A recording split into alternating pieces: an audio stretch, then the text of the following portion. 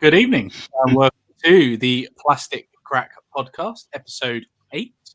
And tonight is going to be we're going to be talking about projects that we started and wish we'd finished. I have very much got this covered.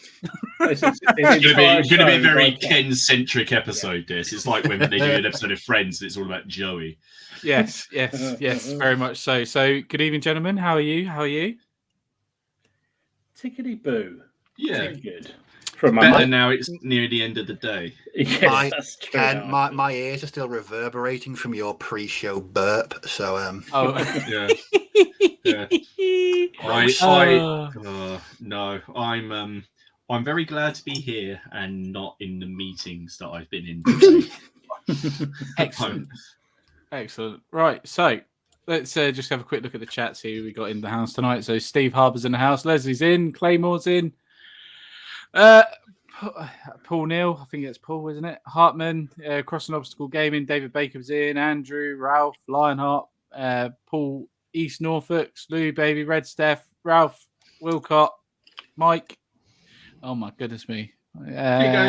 Keep going. Carl, Andrew JF. Hello, buddy. Drew. You're right, Drew. Mark.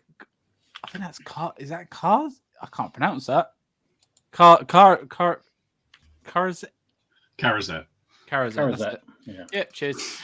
Evil Jim's in the house. Yorkshire Dragoon. John City. Welcome, mate. Stoic Steve. We're still going. Oh my God, Luke. I should never start. We should stop doing this. We say it every week and still do it. Phil, Andy. Right, I'm just going to stop. Right. Thank you. Welcome. It's lovely to have you all here. Wow, it's just getting busier and busier every week. I heard you gentlemen got a new record, you gits, without me on it last week. Yeah, allegedly It's because you weren't there. Oh, yeah, we hit 140 or something like that. Excellent. yes. Oh, lovely. So, as you can all see behind me, everything's kind of gone. There's just some books. Hands up if you can notice anything different, folks. A normal eBay week from Ken, really. Yeah, I was going to say, Ken, are they all packed up for storage? Are they all packed up for eBay? Yeah, neither. In fact, I'm moving Wednesday. Yes. not that you're like incredibly relieved. Oh God, I'm so. Do you know what? He came over on Friday night for a game, and he was happy Ken again. He was chirpy. Yes, I was happy, Ken. I was chirpy happy, and I was that grumpy old face that we've been seeing for weeks sort of lifted away. Congrats, so yeah, no, it's nice. So everything's packed up at the minute, apart from a box of German Grenadiers that I'm putting together when I get a chance, because I've decided when I move to the new place is because I'm going to have 2 tables. So I'm going to have 2 massive PC tables that I've got now. One's going to obviously be for my painting. One's going to be where my computer is. But I'm going to get all the minis that I own that I haven't painted. I'm going to build them all and I'm going to prime them Xenophil. So I can just pick which miniature I want to paint at a time. And I can just put it down and then pick up another one.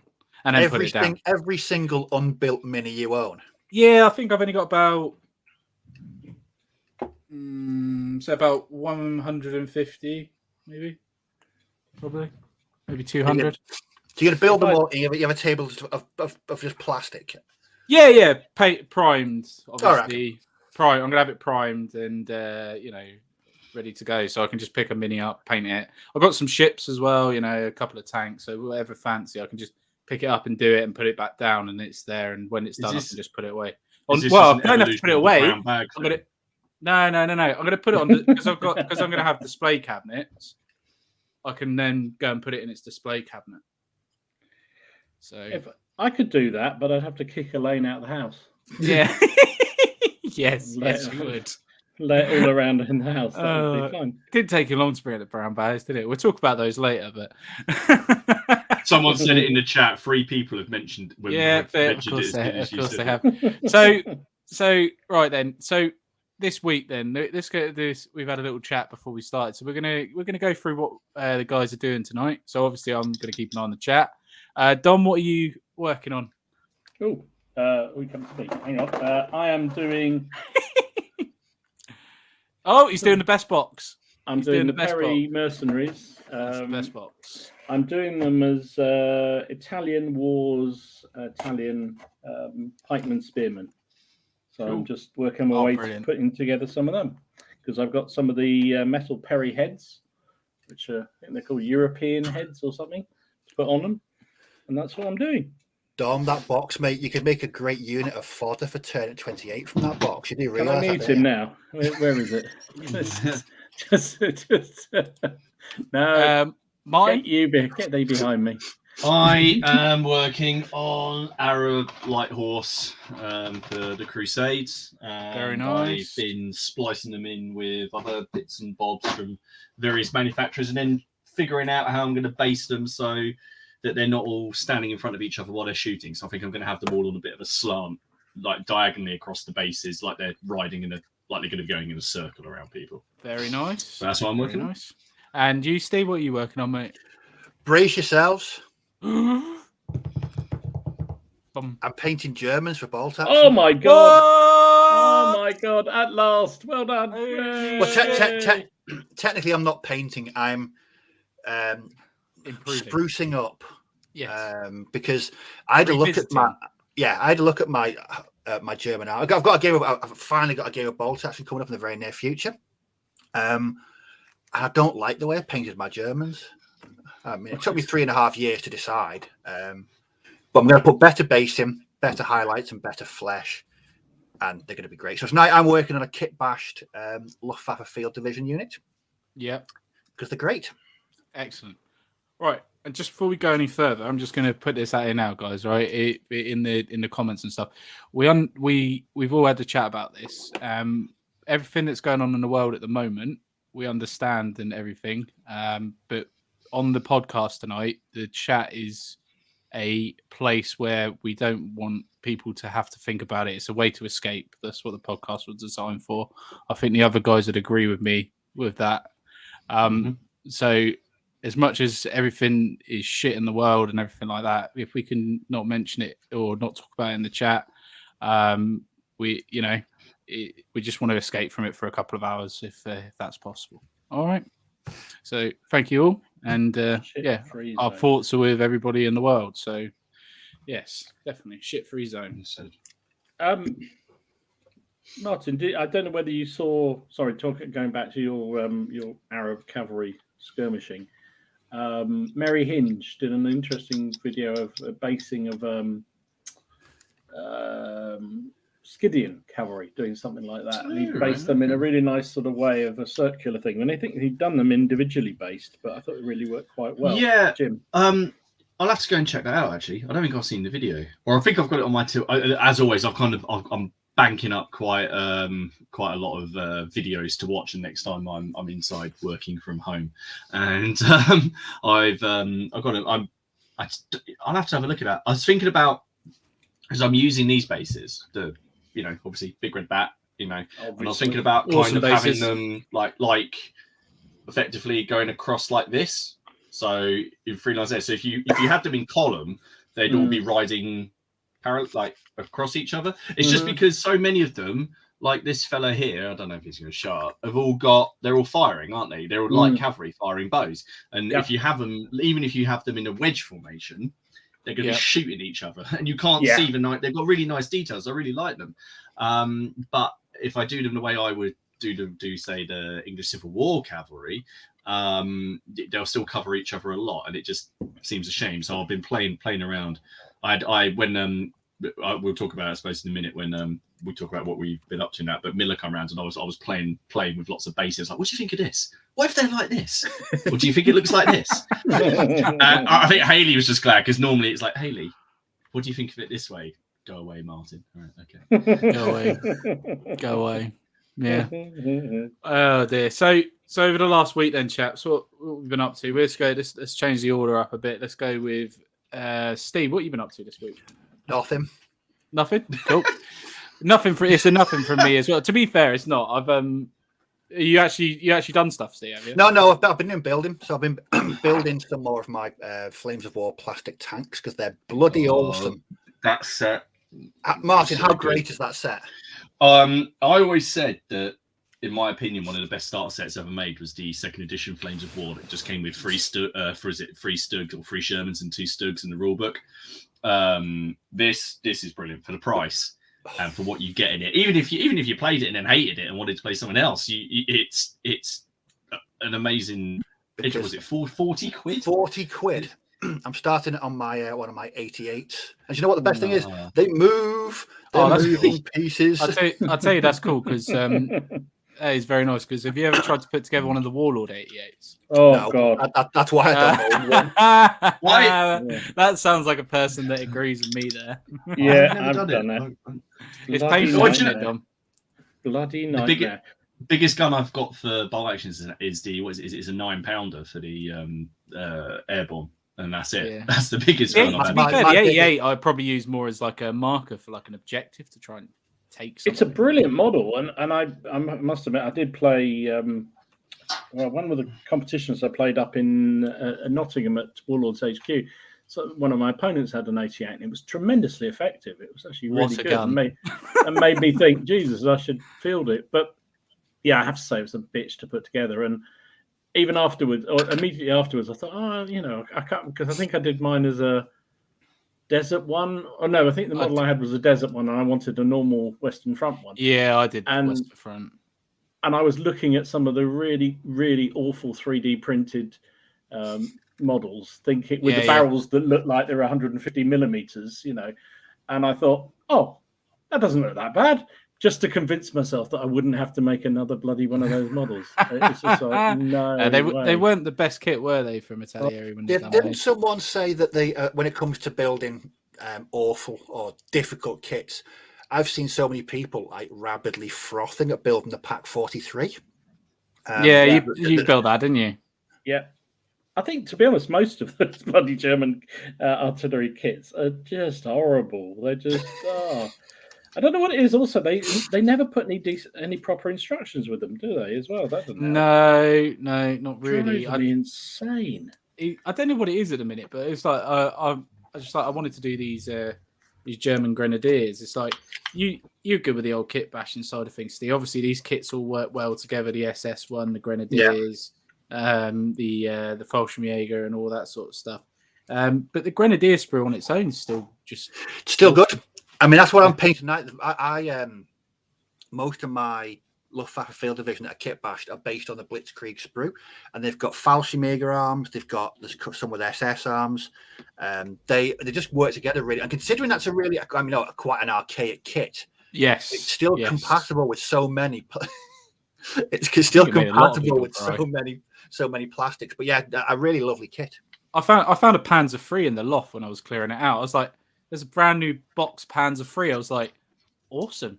I'm going to use that. I completely forgot about it. I was like, bonus tank. So I was happy about that. But my week's literally been, I managed to finish my epic French battalion. So I've done 3 now. I just need to base them. They're completely finished, painted. So I'm happy with that. But I'm not going to be getting any painting done probably for a good month now. It's unless it's house paint. So that's me. What about you, Dom? What have you been up to? What have I been up to? I've had really good week painting. I've really enjoyed it. I got going on my 2022 aimed project.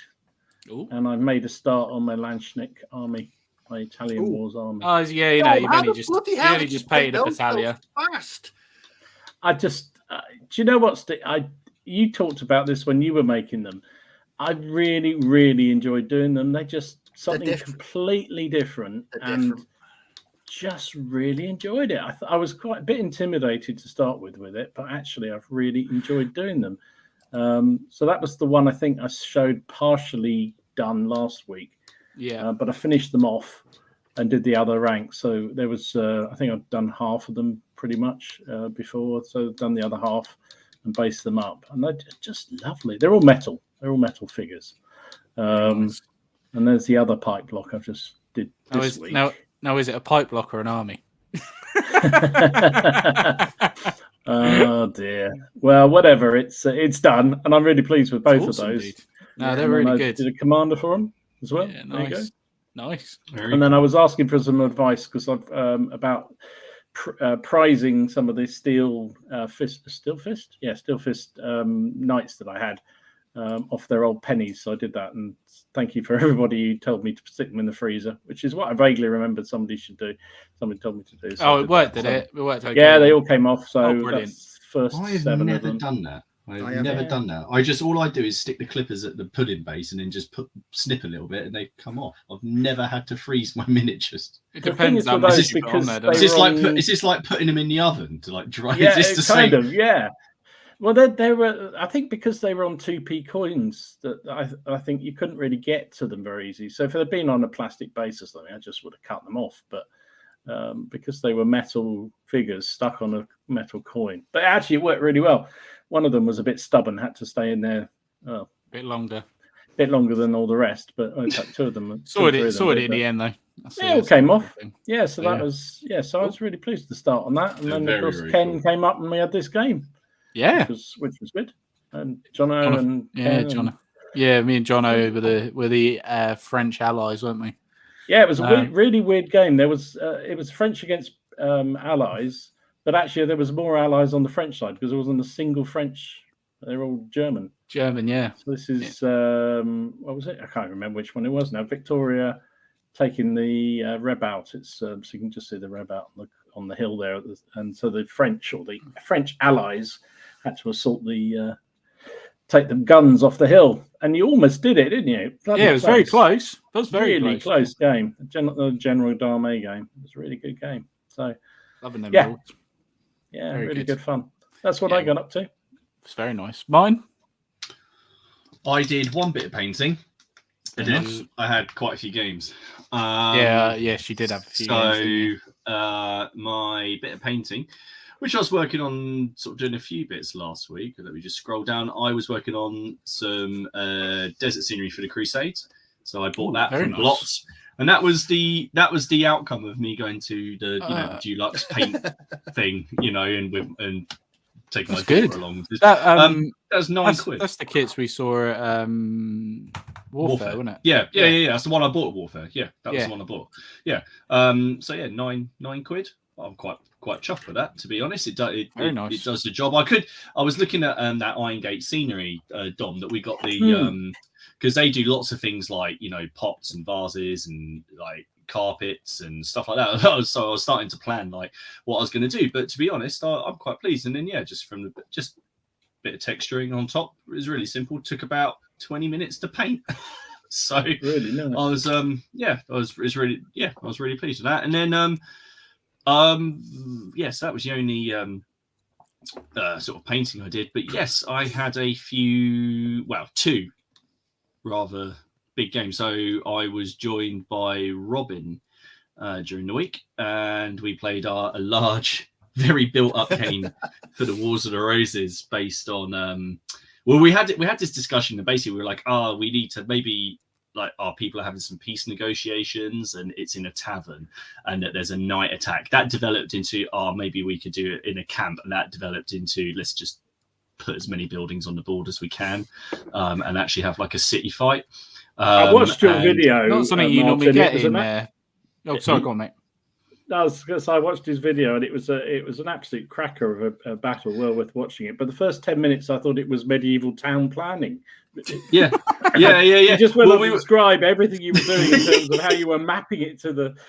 We got this. Mark's saying no spoilers. They haven't finished watching. No, I won't. All right, I won't give you any spoilers. But to give you an idea, it worked really well because you had like the alleyways like filling up with men. I felt like I lived there after 10 minutes of that. And then I'll put this up. So no spoilers, but the culmination is sort of a. Wow. The only spoiler is a lot of people died. It's cool that Hell Caesar was fought in a big town like that. You play the game, in a big town. We just adapted it into zones, so the facings of the miniatures don't really matter. And the fact that you got a building there, the whole zone just like so down the bottom where that combat is, that whole zone just counts as built up. if you're looking into it, you suffer a modifier. If you're looking out of it, we just mod it slightly more. That's why the introduction to the video is a bit longer than the normal ones, because we just went through the rules, but it seemed to work really well. It worked well, Martin. Yeah, I mean, we've definitely got to. There's going to be, I can't really talk about what's going to happen next if people don't want spoilers. But yeah, go watch the video, but there might have to be some community voting going on about what happens to certain individuals. This is very cool, man. You know, your tables are always nice. I've got to admit, whenever I see your tables, they're just beautiful. I love playing games with you. Definitely, it's just one of the very cool things. Have you guys managed to see what I post on the Facebook group? I did, and then within 30 seconds they get something wrong. So I was like, I'm gonna say no. I am gonna go watch that though. It was really good. I watched it all the way through, to be fair, and most of the facts are actually quite. They are. It's good laugh. It was actually. Not what you were saying, Martin. No, it's I not. know. No, Storm Steel's right. Storm Steel Alex just says the Battle of St Albans. That's basically that's what we kind of took inspiration from. It's just we found a pub in Cambridge that existed, and then I found the map, and then we were able to sort of make our boards look similar to what that area of Cambridge would look like, more or less. But then I had a second game. I was joined by young Miller, who I'm sure is in the chat, and we played a game of pike and shot, the English Civil War. So this is close. Well, actually, this isn't close to start. We both are. I won't spoil it because there is a battle report coming up for this as well. But as you can see, the pike blocks and the musketeers are moving up. Note that the parliamentarian army has not moved at the back. But just a couple of photos. Sort of in the game. Lovely. Look, the very stabby sticks. They hurt. They really hurt. What I think is even better is that my gaming table withstood the weight of all of the metal horse that Miller brought to the table. It's a good game, and again, it's one of those weird things because pike and shot is essentially just black powder, but there's some tiny changes in there, which mean if you just go into it going, oh, it's exactly the same, you miss out. But there are these little like the cannons. The cannons only hit on 5s. Yeah. All cannons hit on 5s. There's the 4s. So most of the time they're actually hitting on 6s because there's always at least one modifier in there normally. Also, there's just some other there's just funny little rules in there which we found, and also the big one for me and Miller found as well, the fact that the commanders don't give you a reroll. All they do is to get you. All they do is they can effectively reorder someone. They can just order another unit to do something, which I found after playing Hail Caesar, and I was like, no, I'm going to throw them in. I'm going to get stuck in, and I was like, oh no, Charles probably won't do that. No. I'll keep him out. So Miller's put the amount of times Martin slammed his hand on brass pikes. There's quite a few. Storm Steel said, have I thought about for King and Parliament? Is that the to the strongest? Yeah, I have.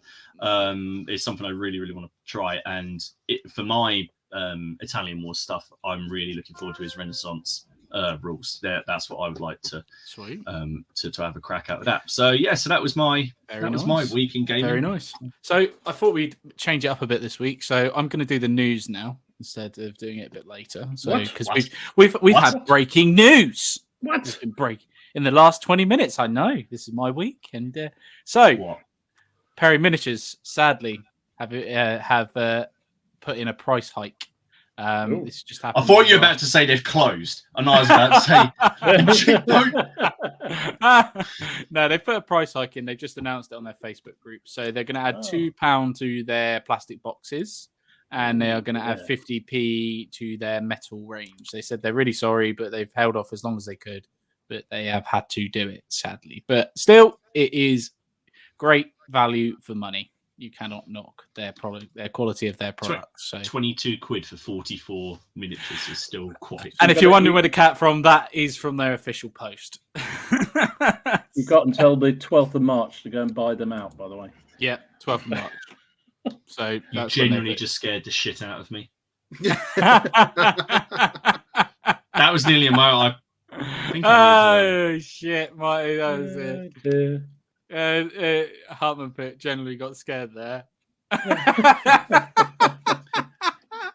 Don't start the stuff like that about Perry's. I panic.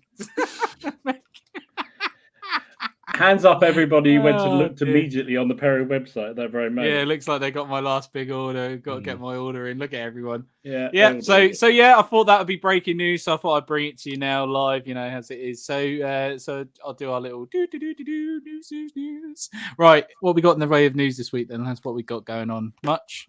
Seen much? Yeah, there's a couple of things. I got a thing that Ken you'll like.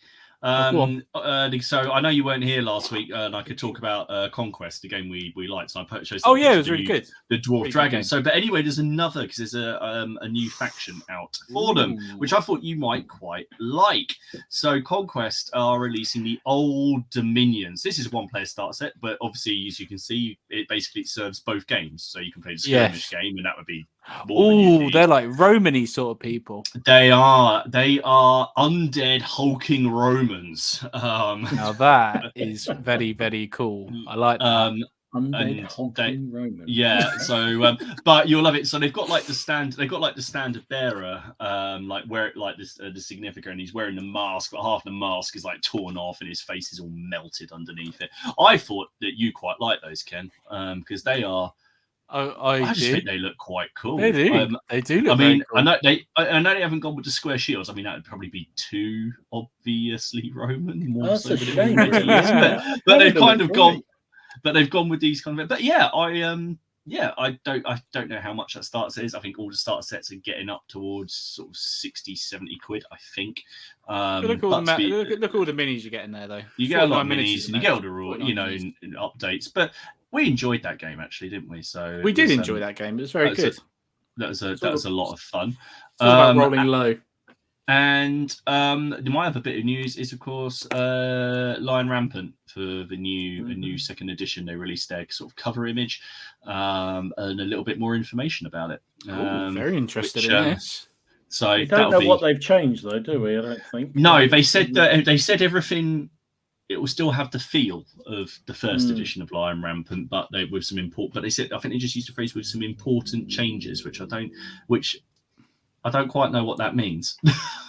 I'm intrigued by it. How much? I mean, is it just a little tweaking around the edges? Have they really reworked anything? It's odd, isn't it? But I'll tell you what's very cool though is if you don't like the second edition rules, just play the first edition. No, right, exactly. No, you can't do that.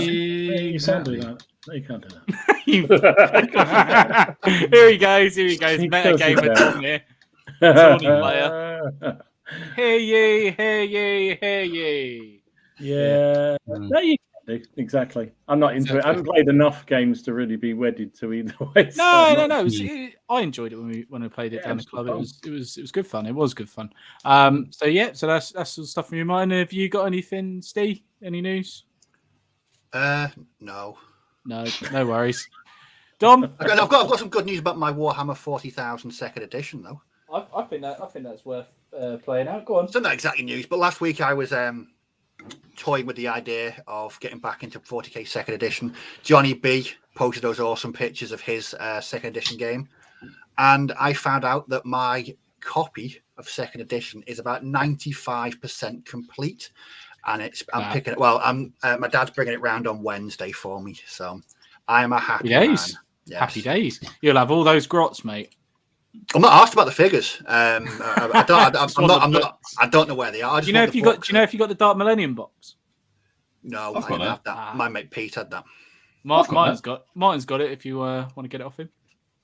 Why? Curiosity. Why? Yeah, if he wants for Dark Millennium, if he wants to play the game. Oh, I thought you were about to tell me it's worth loads of money, and then I was going to go. That'd be interesting, but no. Apparently, my copy of the second edition Codex Eldar book, 50 quid on eBay. That's going for that blue cover one, the one where it's like that. That's 50 quid. That is a nice codex, to be fair. Okay, cool. Dom. I'm still traumatized by you mentioning Johnny B. I'm still got visions of that picture he posted earlier. Yeah, I know. I was going to say, if I was that chap, I'd be going to the clap clinic very, very quickly. Yeah, he needs to go see someone. He does need to see somebody, that's for sure.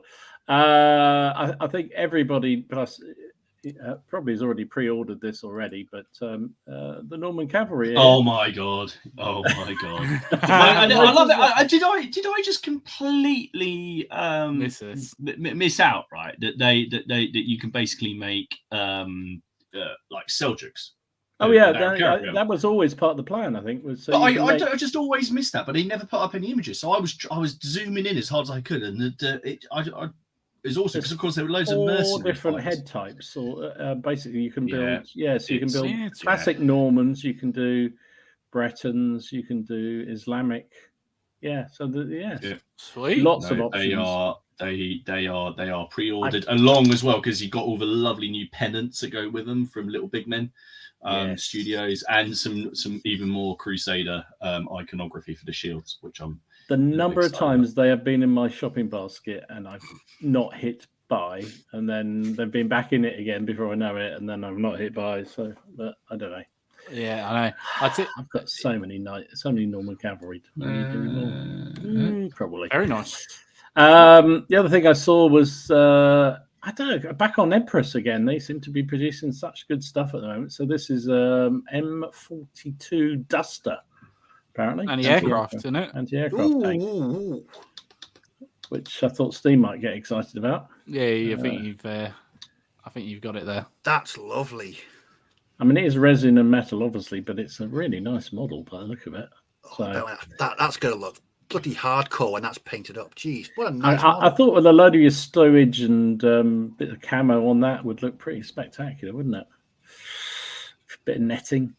They've also launched a whole range of late war tank crews, dismounted tank crews. So this is British tank crew, which looks really good. And you've got a German tank crew.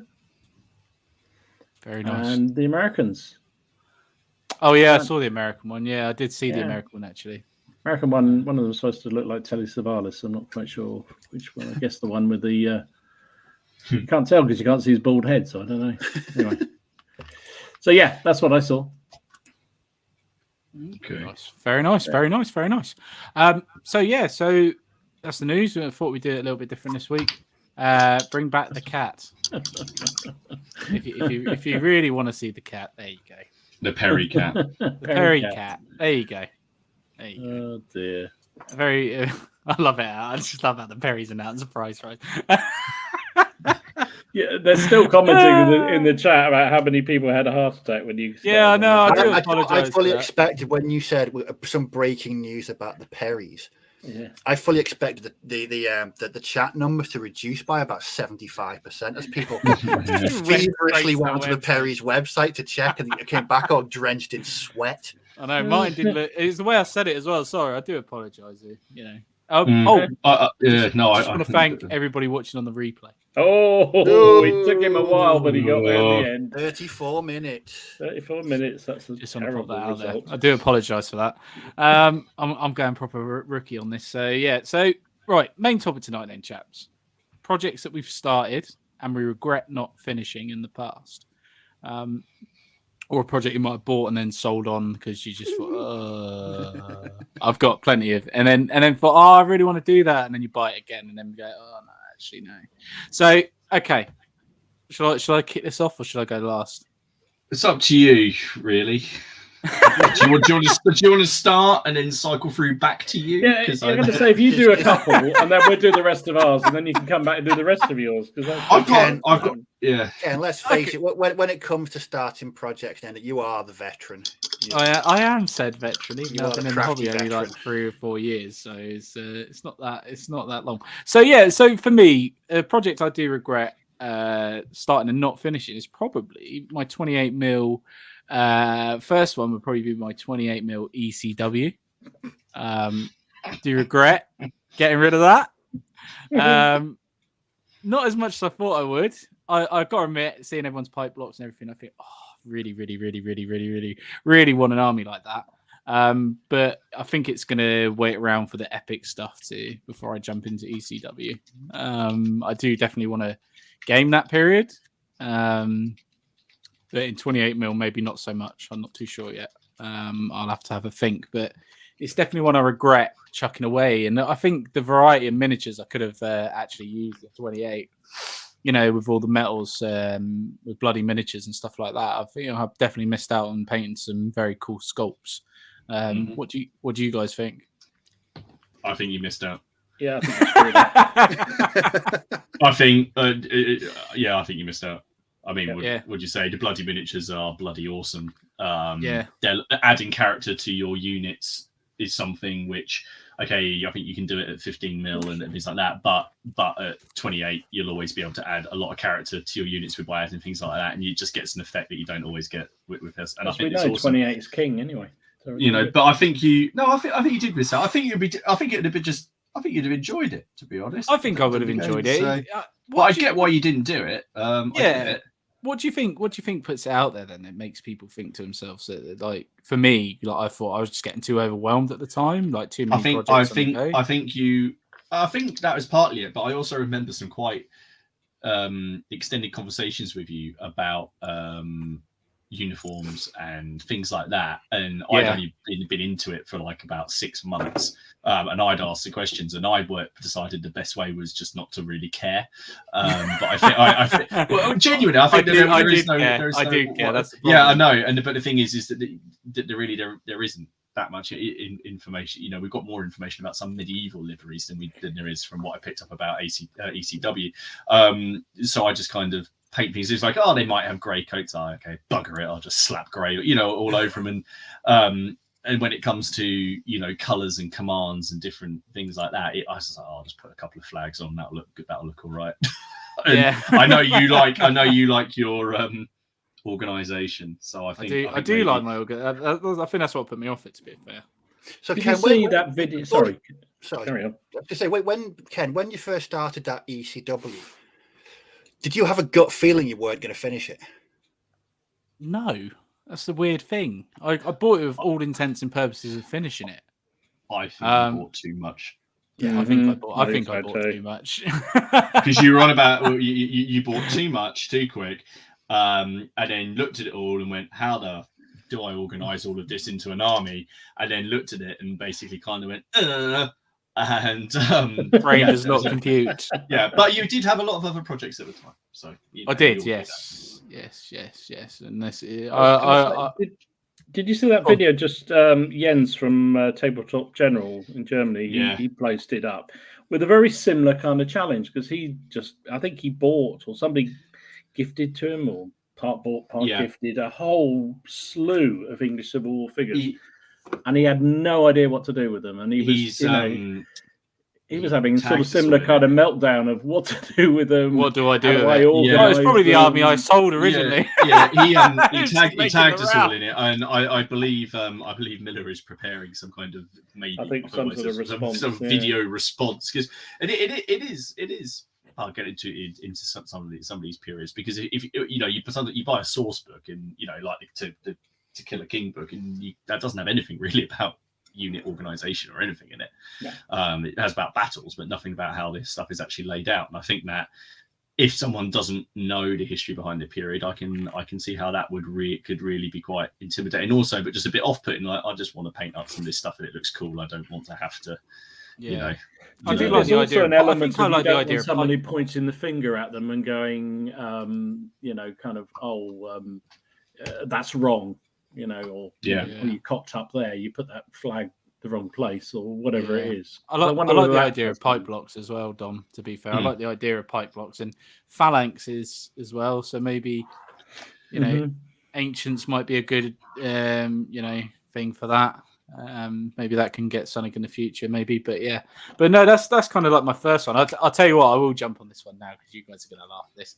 So I was in the loft earlier today, because obviously I'm tidying up from the house. And another project of mine that I regret not finishing, which I got quite a way through, was that Stalingrad board build. Do you know what? I was going to ask you about this. I know. Let's going to ask you about it. So you said you were going to have.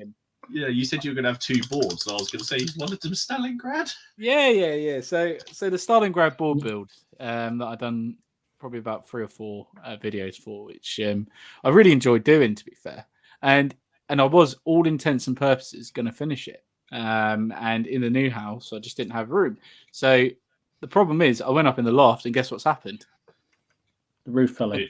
No, Mr. Mousie's been at it. Oh no!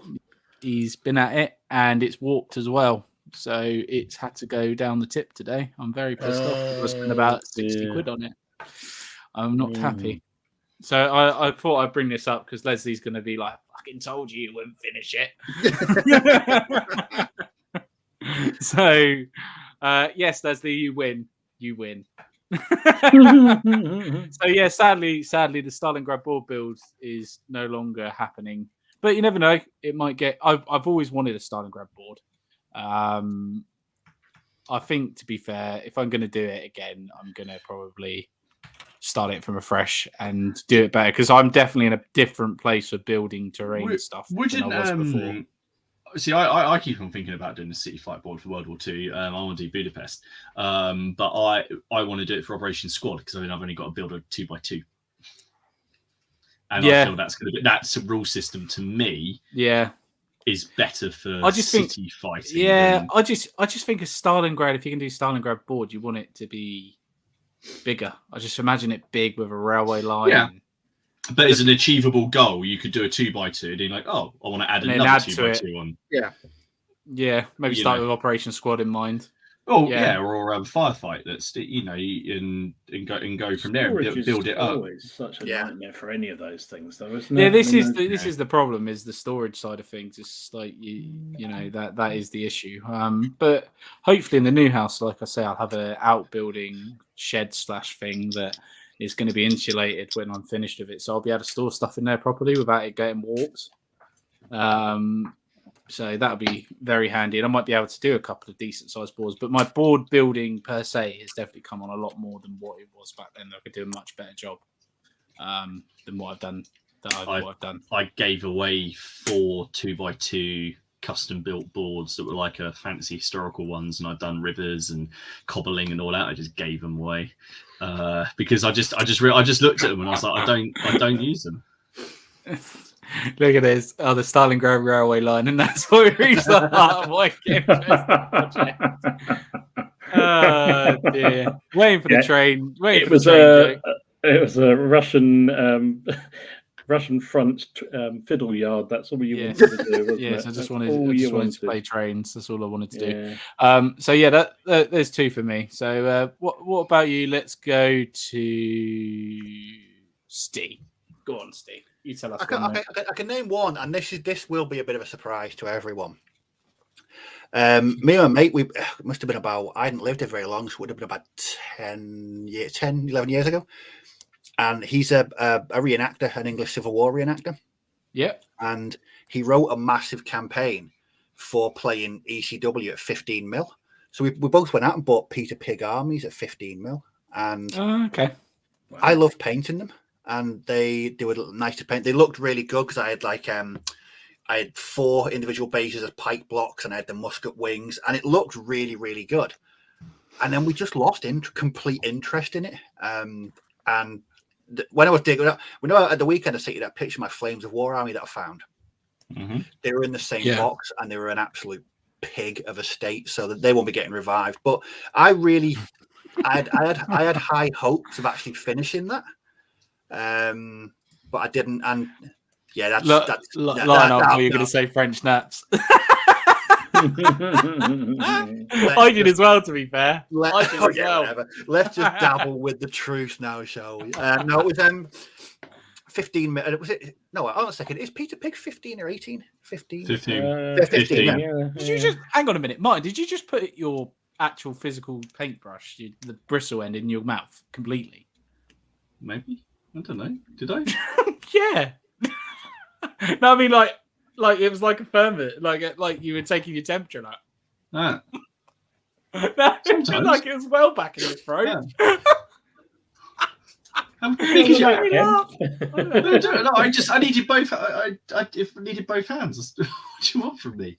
That's a reasonable thing to do. Don't brush shame me. Brush shame. That was a weird one because I haven't seen them so recently. I saw them on Saturday. I was like that. Imagine how cool they'd have looked if I'd have kept on at them and we're going to play on a massive big table. It was such an in-depth, because he's really passionate about ECW. He'd written all these rules and campaigns and progression and what have you. And then we just didn't just went to nothing. Then we discovered bolt action, and we are where we are now. Very much so. Martin, Andy put, Martin, join Brush Slippers Anonymous. We have many members. I don't have to be anonymous. I'm proud. It's a proud brush licker. I'm proud. That's how I think if you're glazing your miniature, with brush shaming, I think the perfect glaze for a miniature includes saliva. So, so Lee's put too many projects banned for me. I end up doing both sides of the period, but everything then gets bogged down with too much to paint. Yeah, I've been there. I've recently had the option of purchasing a completely painted American Civil War army, which we'll talk about in a minute. 28. In 28, yeah. But of course, we should scale, Martin. We should talk about that. I thought 28mm game was dead, Ken. I thought it was. That's why it's the scale. Yeah, exactly. Yeah, so I just break out the bargains. So what about you, Martin? Come on, let's have one. Recently, probably my Carthaginian Punic Wars thing just seems to have just stalled, and I'm more interested in other things at the minute. It's a cool project, and I've done the majority of the Carthaginian side. They've been there for behind me in every stream and every podcast. Have they got dust on them? We can't tell because of the snow. Your Colombian special. I don't know. I think it was because I pushed myself to do them all in that month. Do you remember I did an Ancients October thing? Yes, and I painted up a whole Carthaginian army, which I know to Dom is 10 minutes. Just sneezes out units. But I did it, and then I've got up here a massive box of Victrix, Romans and that, and I just sort of I got them out, and I just went, I'm just not interested. I'm going to go and do some more Wars of the Roses, which gets me excited. I just wasn't as excited about doing the Romans. I think I'm only doing them so I've got both sides so I can have a game. I was excited for the Carthaginians, not so excited for the Romans. So, Martin, I was just about to ask that question. Have you ever got really excited about a project and then got all the stuff and gone, and then a couple of weeks later, you're like, this is boring the tits off me. That's what happened with those British I was doing. I mentioned it, the ones in Burma. Yeah. I researched them. I had a whole history set out. I bought everything that I needed. And after one squad, a machine gun, a HQ section, I was like, yeah, these are sending me into a coma. I can't finish these. And it's a shame, but what do you do? Yeah, no, I think that's it. I've just seen what Alex said about doing what he does and concentrating only on a small period. I mean, the thing is, I've got 2 main periods that I play, and then everything else is fairly small. Sometimes I'll paint up if you take, for example, something like Dead Man's Hand, it's 7 minis, so I don't really consider that a main project, but I'm kind of firmly entrenched in medieval stuff. I've realised that I've got, obviously with the Crusades and the Wars of the Roses, and then also I keep on looking at Barons Wars. I consider that all just I know it's a widespread, but I'd say the Carthaginian stuff. The Carthaginians excited me, and then I wanted to paint up 2 armies, I just didn't have the passion for the Romans. So that just wasn't there. So yeah, that probably. I don't know if I'll ever do it. The box is still up there unless someone wants to paint it for me. Then it's there. Send it back, but no desire at the moment to do it. Other things I'm more excited about. Cool, very cool, man. Very, very cool. What about you then, Dom? So I was going to crassly say, there's nothing, because genuinely I keep loads of. Well, as you know, I don't really tend to get rid of anything. So. It may be that I lose a bit of interest for a period of time and then come back round to it again. But most things don't sort of die as such. But it's funny, Martin's talking about Romans. I did buy all those Aventine Romans to try out some new painting techniques because I'd heard how nice they were. And I painted up one group, one battalion, whatever, cohort. I don't know what I don't even know what I'm going to use them for, which is part of the problem. And I just lost interest in them. I think they're just boring. So I think that's one that will probably hit eBay at some point, which is very unusual for me. But no, I guess, I mean, there's projects that I kind of lose steam with. So the 28mm Samurais that I was painting, I've really enjoyed doing them. But I painted enough to do what I think I'm going to do with them. And I don't think I'd ever really want to use them as a, pike and shot type army. Yeah, mass battle, you don't. Yeah, so I've got more than I possibly need. But eventually I will get round to possibly doing a few more. Just, if I find a rule set that maybe this new Clash of Katana rules coming out might give me inspiration to use a few more of them. So I'll probably do that. But I think the other one definitely sort of on the sort of simmering, shall we say, on the back burner at the moment is the Franco-Prussian War stuff, which I really like, and I've got quite a lot of. But again, I think what really just derails me, and I've talked about this loads of times, is just the not having a rule set to game with, or not knowing how I'm going to use them. Once I've got that in my mind, it's like, I think what got me going with this Italian War stuff, I sort of, I know what I'm going to do with them now. Pike and shot I'm going to use a variant of that, and it makes it a lot easier to focus what I'm going to do. Whereas the Franco-Prussian, even the Romans, I don't really know what I'm going to use them for, so that kind of derails it a bit. Yeah. But the only thing I've got rid of recently, I guess, that I do now regret slightly, and it's Alex's fault, is the First World War aircraft. Oh yeah. I don't mind. I don't. That, you? Yeah. Well, so for years I've had those Wings of War planes. Is it Wings of War? Whatever they're called. Yeah. We used to love playing it. Me and my mate Nick, and even my daughters when they were little used to play it, and we used to have a great time. But I haven't played it for so many years, and I just thought I'm never going to play this again. And I got rid of them. So mainly because I think nobody down Farnborough is really into air war stuff that I know of. So. Dude, I love planes. I love planes. Yeah. I play it, but I won't collect it unless it's really printed, probably. I mean that said, selling a model for 30 quid made me think it's probably worth getting rid of.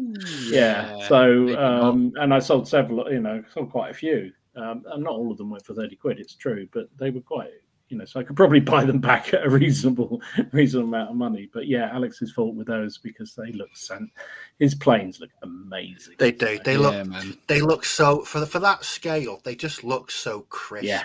Yeah. Those ones he showed in his update video yesterday. Oh, they unbelievable, aren't they? And then he's got a massive box of more that he's got. This is all great. It's like, what the bloody hell? Yeah, I know. And I've always been fascinated by that First World War air period. I think it's a really interesting. I think because my granddad was a pilot in the First World War. Really? Yeah. He was. Oh wow. Well, he was like a lot of kids. He lied about his age and joined up in I think 1916. He lied about his age, and he always said the recruiting officer realised that he wasn't the age he was claiming to be. I think he was only about 15. He was a big chap, and they sort of gave him these sort of light duties, which involved test flying the planes in the morning to check they hadn't been sabotaged.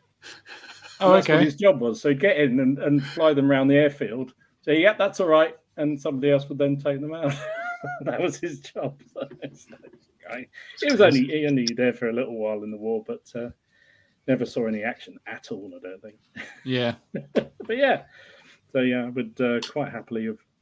I don't know, would I take them back? No, probably not. Probably not. Mm-hmm. Bloody hell. Oh dear. And everyone's complaining about my camera tonight. I don't know what's wrong with my camera. Is there anything wrong with my camera? Yeah, it breaks up, mate. It's your bandwidth, yeah. It's not my camera. It's the internet. Internet here is shit. Sorry. Yeah. Yeah, it's the bandwidth. But yeah, no. So that's an interesting one. So for me, then, it's one of them things. Really, it's along the fact of, you get the mojo for a project, don't you? You think to yourself, oh yeah, happy days. Just, excuse me, let's do this sort of thing. Then all of a sudden you realise what you've actually bitten off. And that momentary lapse of judgment that you 3 a.m. when you go buy now and all that stuff, and you think actually I've got other stuff I need to finish first, and then it gets put on the back burner, then it gets forgotten about, and then you go, oh, there's something else I'd really like to do, and let's do that instead, this sort of thing, But I think that's what it comes down to. But in the chat, what about you guys? What have you what stuff have you been doing that you would want to do? Paul's put, I was once into Flames of War big time about 6 years ago. My main opponent and local vendor passed away. Sorry to hear that. After that, I've not been able to play a game since. Sold off my 6 arms with 6 more to go.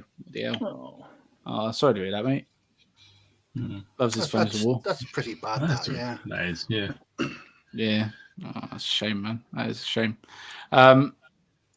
Barry's put, being a slow painter after having everyone else move on to the latest new project, I prefer to do both sides. He's just replying to Leslie at his own pace. So yeah, no, that's it. Yeah, some people realise, sometimes everyone's not the quickest painter. Everyone's not got a dom in their back pocket. Do you think sometimes it's shiny new figure or shiny new game? Yeah, definitely. Because Dom, I nearly had to have words with you the other week because when we did that build an army for £200. Oh yeah. Did you go to... I was looking at English Civil War stuff, and I did it for about 15 minutes, and I thought, check your head, Steve. What you're doing? You'll never get this done. There's a mountain of plastic beneath my feet, but it's because it was something. I mean, I have got that one sort of, I don't know what it is, English Civil War that I started painting 10 years ago.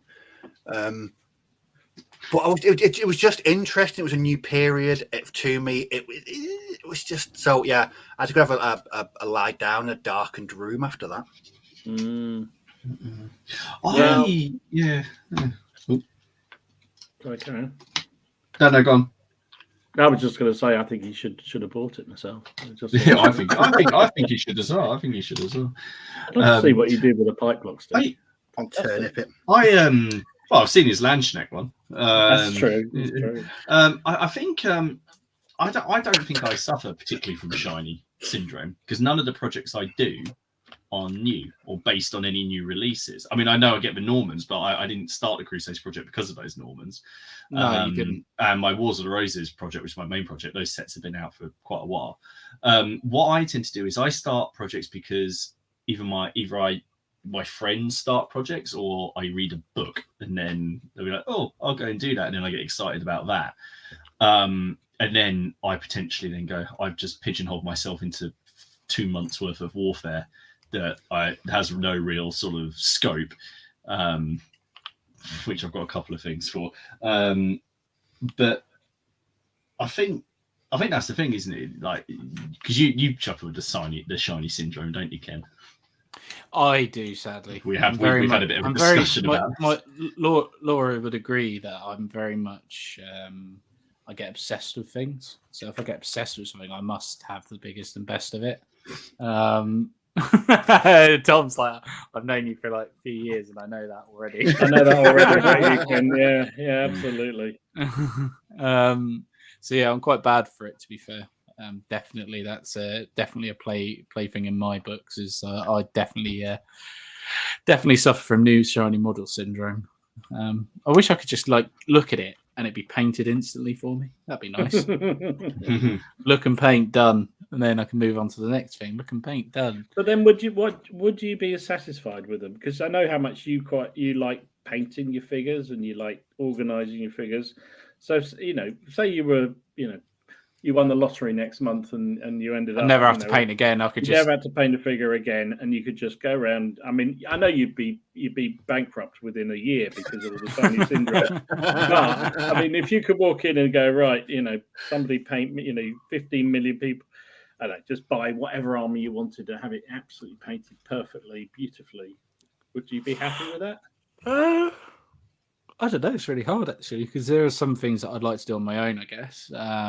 I think if I could get my ideas across to the person that was doing the painting, I wouldn't be bothered. As long as it was done in the way I wanted it done, I don't think I'd mind. It's like I was talking about this ACW army.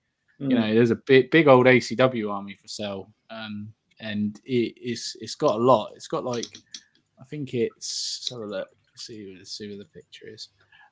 So stand wise, these are 4 figures per stand. He's got 6 brigade divisional commanders, 14 infantry command stands, 53 infantry unit command stands, 8 cavalry stands including command, 6 dismounted cavalry and horses, 12 artillery stands, and 2 limbers, 2 canonesses, or is it? Or Cassians or something? I don't know. 12 skirmishers, 20 naval infantry, and then he's got some markers as well, right? And, you know, it's all painted to what I would class as, I would say, is a reasonably high standard, to be fair. But it's better that it's probably a bit, he's taken a lot more care than I would. It's straight off the bat. So I'd be happy with the paint job.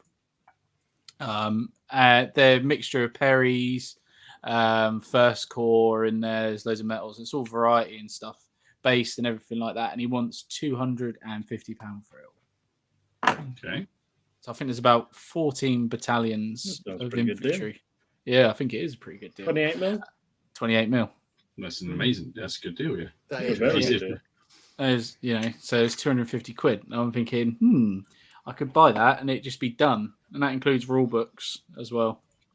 In that, See, so I don't know whether it's just me. I know Leslie just mentioned it in the chat. I couldn't use an army that I hadn't painted. Really? No, couldn't do it. Could not do it. I wouldn't feel like it was my army. no. Is that? Yeah, I know what you mean. Is that army all? Did I miss this bit? Is it all Union or is it? Yeah, it's Union. Yeah, it's Union. So what are you going to do though? You just going to split in half and play against yourself, or are you just going to wait for an Well, opponent this to come along? this is the problem. So this is why this is the dilemma. This is it. You know, you talk about, you know, you can get an army and you can give his. That's why I forgot to ask Dom when I was up there Friday. Dom, you got a Confederate army or not? I've got a couple of regiments. That's it. It's That's right. one of my long-term projects, but I'll knock Ken, another one up in about 2 I was going weeks. to say, Ken, order it. By the time it arrives, he'll Yeah, I'll have it you could do Gettysburg. Yeah, 1-to-1. I don't know. I have. Well, you know, I've had figures painted for me. I buy stuff on eBay. I have no problem with playing other figures, and if I could get away with it, I would have everything painted and never ever paint another figure. Honestly, wouldn't care. Yeah. Wouldn't care less. I'd play all the time. That's really what I want to do. I know, because sometimes that's like, if like Napoleonics, I think if I pushed myself, I could do it, but it'd take 60 years. I would rather not do it and waste my time than buy a pre-painted army that I could use to play it. I'd rather not play it without my own. I know it's a bit weird, but no, it's your own, your hobby, no. your rules. But these are the figures. So that's sort of like the quality. They're nice. Yeah, Good. good. That's what I mean. I think, you know, part of that is, you know, like we talked about before, and Ken when we were on Ken's podcast the other week, Ken. Yeah, you know, one of the things he was saying, wasn't it? The 4 Stop things. pissing about and paint. Well, no, I was thinking more about, you know, he had this measurement about what are you into the modelling, painting, Oh yeah, history, gaming, and how do you fit on the chart on that? And you know, for some people, the modelling, they get the figures, and the painting, collecting. It was collecting. What was it? Collecting, painting, gaming, or modelling, wasn't it? I think that was the way around it went. And you know, depending on where you are on that spectrum, reflects how you enjoy your hobby, isn't it? I'm definitely more in the gaming side, so I know I am. Gaming and collecting are the two for me, really. Painting and modelling definitely come further down the pile. So you know, and I think everybody's different. Some people know loads of people who are in the hobby never ever game. They just collect and paint. Just collect and paint, yeah. See, I've changed. When I was sort of getting into the hobby and I was sort of late teens, early 20s, it was all about the gaming because I gamed quite a lot, and I liked painting, but I didn't really put as much effort into it. But as I've got older, sort of the dynamic has shifted away from gaming's more important. I much prefer the painting, modeling, creative aspect of it. I mean, I still enjoy throwing some dice around, but for me, I get more enjoyment from creating something and seeing that thing finished and put on a table that I can then play with than just gaming. I mean, I don't care whether I get my arse handed to me, week after week. As long as I've got a nicely painted army, I don't care. Yeah. No, that's fair enough. It's one of them things, and it's all down to an individual. I'm definitely turning to more like Dom, collecting and playing. I'm definitely enjoying playing a bit more at the moment. I just weigh up against how much we're going to play. You play a lot though, don't you? You play a lot. Yeah, but that's what I mean. So I do, but I play a lot, so I could just buy armies. But I like the painting, but I kind of work it out based on that. How often am I going to play this? This is what stops me buying things quite a lot. The painted armies and things like that. I'm like, am I going to game this? There are clubs around here, and we've got our kind of, like I said, there's 4 or 5 of us now, so that constitutes a club. I don't know, and I'm quite lucky because I've got a few people near me who can come and have games, and my wife will play. But at the same time, I sort of look at it and go, am I actually going to get a game out of this, or am I just buying it for the sake of it? Even though I'd love to own it, what's the point? I don't know if that's part of the, I don't know, what's the right word? I spend a lot of my time doing costings and things at work, and I sit there going, what's the reward for doing this? What's the benefit for this? Am I going to benefit from buying this army? How much gaming am I going to have? If you take something like Dead Man's Hand, right? I play that all the time. So I didn't mind investing in scenery and things like that for it. I invested, for the foreground scenery in that, because honestly, I've had my money back. It's a bit like we talked about video games. You invest like 50 quid and it's over in like 8 hours. You're like, oh. You invest in a decent war game and you'll have tons and tons of time out. Like how many times people sometimes collect, for example, a Black Powder army, but how often are you actually going to play Black Powder? But if you love playing the collecting, but if you're going to do it to game and you're only going to have one game a year, there's no point. What's the point? Yeah. Unless you really enjoy the hobbying side, which if you do and you're lucky to, then great. Yeah, I felt like I rambled off there a little bit. I know what I meant in my head. Gary here is saying he's for me it's the kick of looking at my glass cabinet cases of ranks and brightly coloured naps. I can't disagree with that. No, your glass cabinets full of your figures is very cool. Maybe that's going to motivate me a little bit more when I move in and get all the figures out and get them on display and see them a bit more than away in boxes and stuff like that. Maybe that'll make me think, oh yeah, actually. A tiger would look nice next to that panther. Do you know what I mean? Ken, quick question then about giving up on projects. At what point do you make a decision that a project is being completely cancelled, or one that's being placed on hold? So completely cancelled would be if I think to myself, I want to do something else, and then I always think to myself, all right, so I want to start this. So what have I got that's outstanding? This, and this. As soon as I hit the third one, I think to myself, right, what else have I got? And as soon as I go, what else have I got? I go that, and then I think, well, am I going to do that? And then I go to myself, no, I'm not going to do that. See you later. Sold. So is it a budgetary thing or a storage thing, or is it storage / I hate having things not complete. Right. Yeah. Drives me insane. For me, it's if I lose the urge to paint it, there's a good chance it's not being continued. So like that with those British, they bored me, and it was when it becomes a chore, when you're not enjoying it, it's time to. There's no point in forcing yourself. No, like Martin and his 6mm samurai. That was a.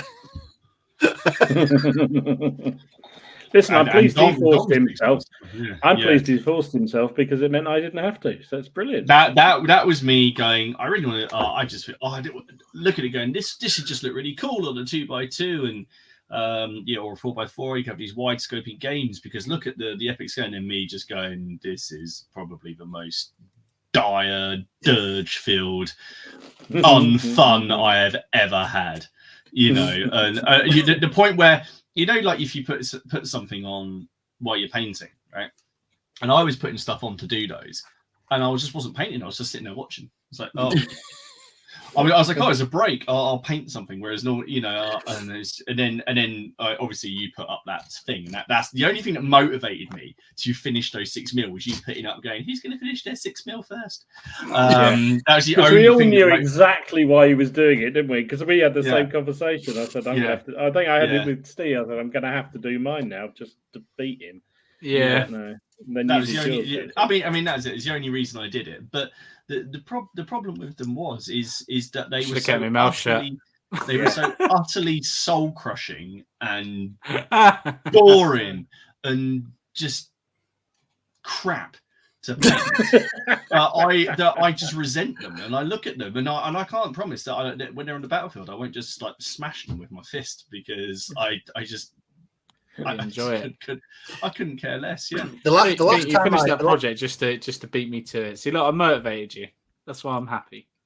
I think the last time I felt like that was about 3 years ago, and I sat down and in one sitting, I painted all those Blood Red Skies Messerschmitts from start to finish during a day, and at the end of that, I wanted to crawl into a corner and cry. I painted the Spitfires on the same day as well, just so we could play it because I wasn't playing with unpainted minis. And I mean, it didn't help that they weren't when they were first released. They weren't the best. They weren't the best miniatures. But to sit there and go from base coat, camouflage, everything, and then putting those decals on, it broke me mentally. It really did. No, if you paint it, they will come and play. I'm just reading some of these comments. They're absolutely funny. Oh, dear. Apart from the fact that I had zero interest in naval warfare, considering my granddad was in the Navy and I've got all his war records now, I still just find it uninteresting to me. Watching all of you lot talk, and again, we're talking about the Windy Boat game and painting them, and even Cruel Seas. I just look at it and go, I'm not going to enjoy it. I'm not going to enjoy painting those, and I want to paint those, so I got them painted on the table. But then I'm just going to look at them the whole time as we're playing, and that's going to annoy me, and therefore I won't care about the game. Which is a weird. But would you just buy them painted? No, because I have no interest in naval warfare. Like, I would only buy them to join in with you guys. That's the only reason I would buy a game like that, is if you guys were playing it and I wanted to be part of the cool gang. That's the only reason I would buy. That's the only reason I. No chance of we're doing it. We're in the cool gang with the kids in it. That is the only. You beat me to it. That was the only reason. That was quick off the draw then to block that. That's the only reason that I would do it, and I have done that before with other games. I've got Frostgrave, right? So we were going to Frostgrave, and I've got a Frostgrave crew. Talk to front rank. I like that. And and I got a Frostgrave, and then I never really played it because I just sort of like only bought it to get because other people had bought it. And therefore, it wasn't for myself. Does that make sense? Like, it was only so I could join in. I was like, but I don't really like this. No. But that's definitely something with with maturity, shall we say, and confidence with your gaming that you get to, isn't it? You start thinking, well, I don't really want to do this. That leads me on to something that may get me a virtual kicking from virtually everyone here in the chat. Oh Jesus! What are you going to do? Napoleonic uniforms bore the arse off me. No, sir. Oh. See, he even had to leave. I can see why they would. But then World War II uniforms in camo bore me to death. So how do World War II uniforms in camo? Because it's just splodging it on, and it's just like I'm with And you then on if- that, Martin. And then if you go, because you can go with all the how accurate P dot you like from 3 foot away, it still looks like someone sneezed on your miniature. It's very true.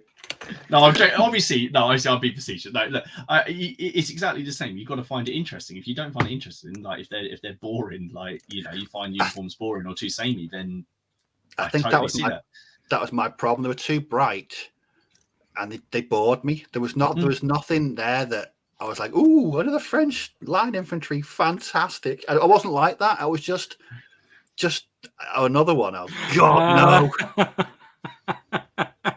But that's why, actually, if you look at my most recent, I got to agree with Steve, actually, and obviously, I've got huge Napoleonic armies.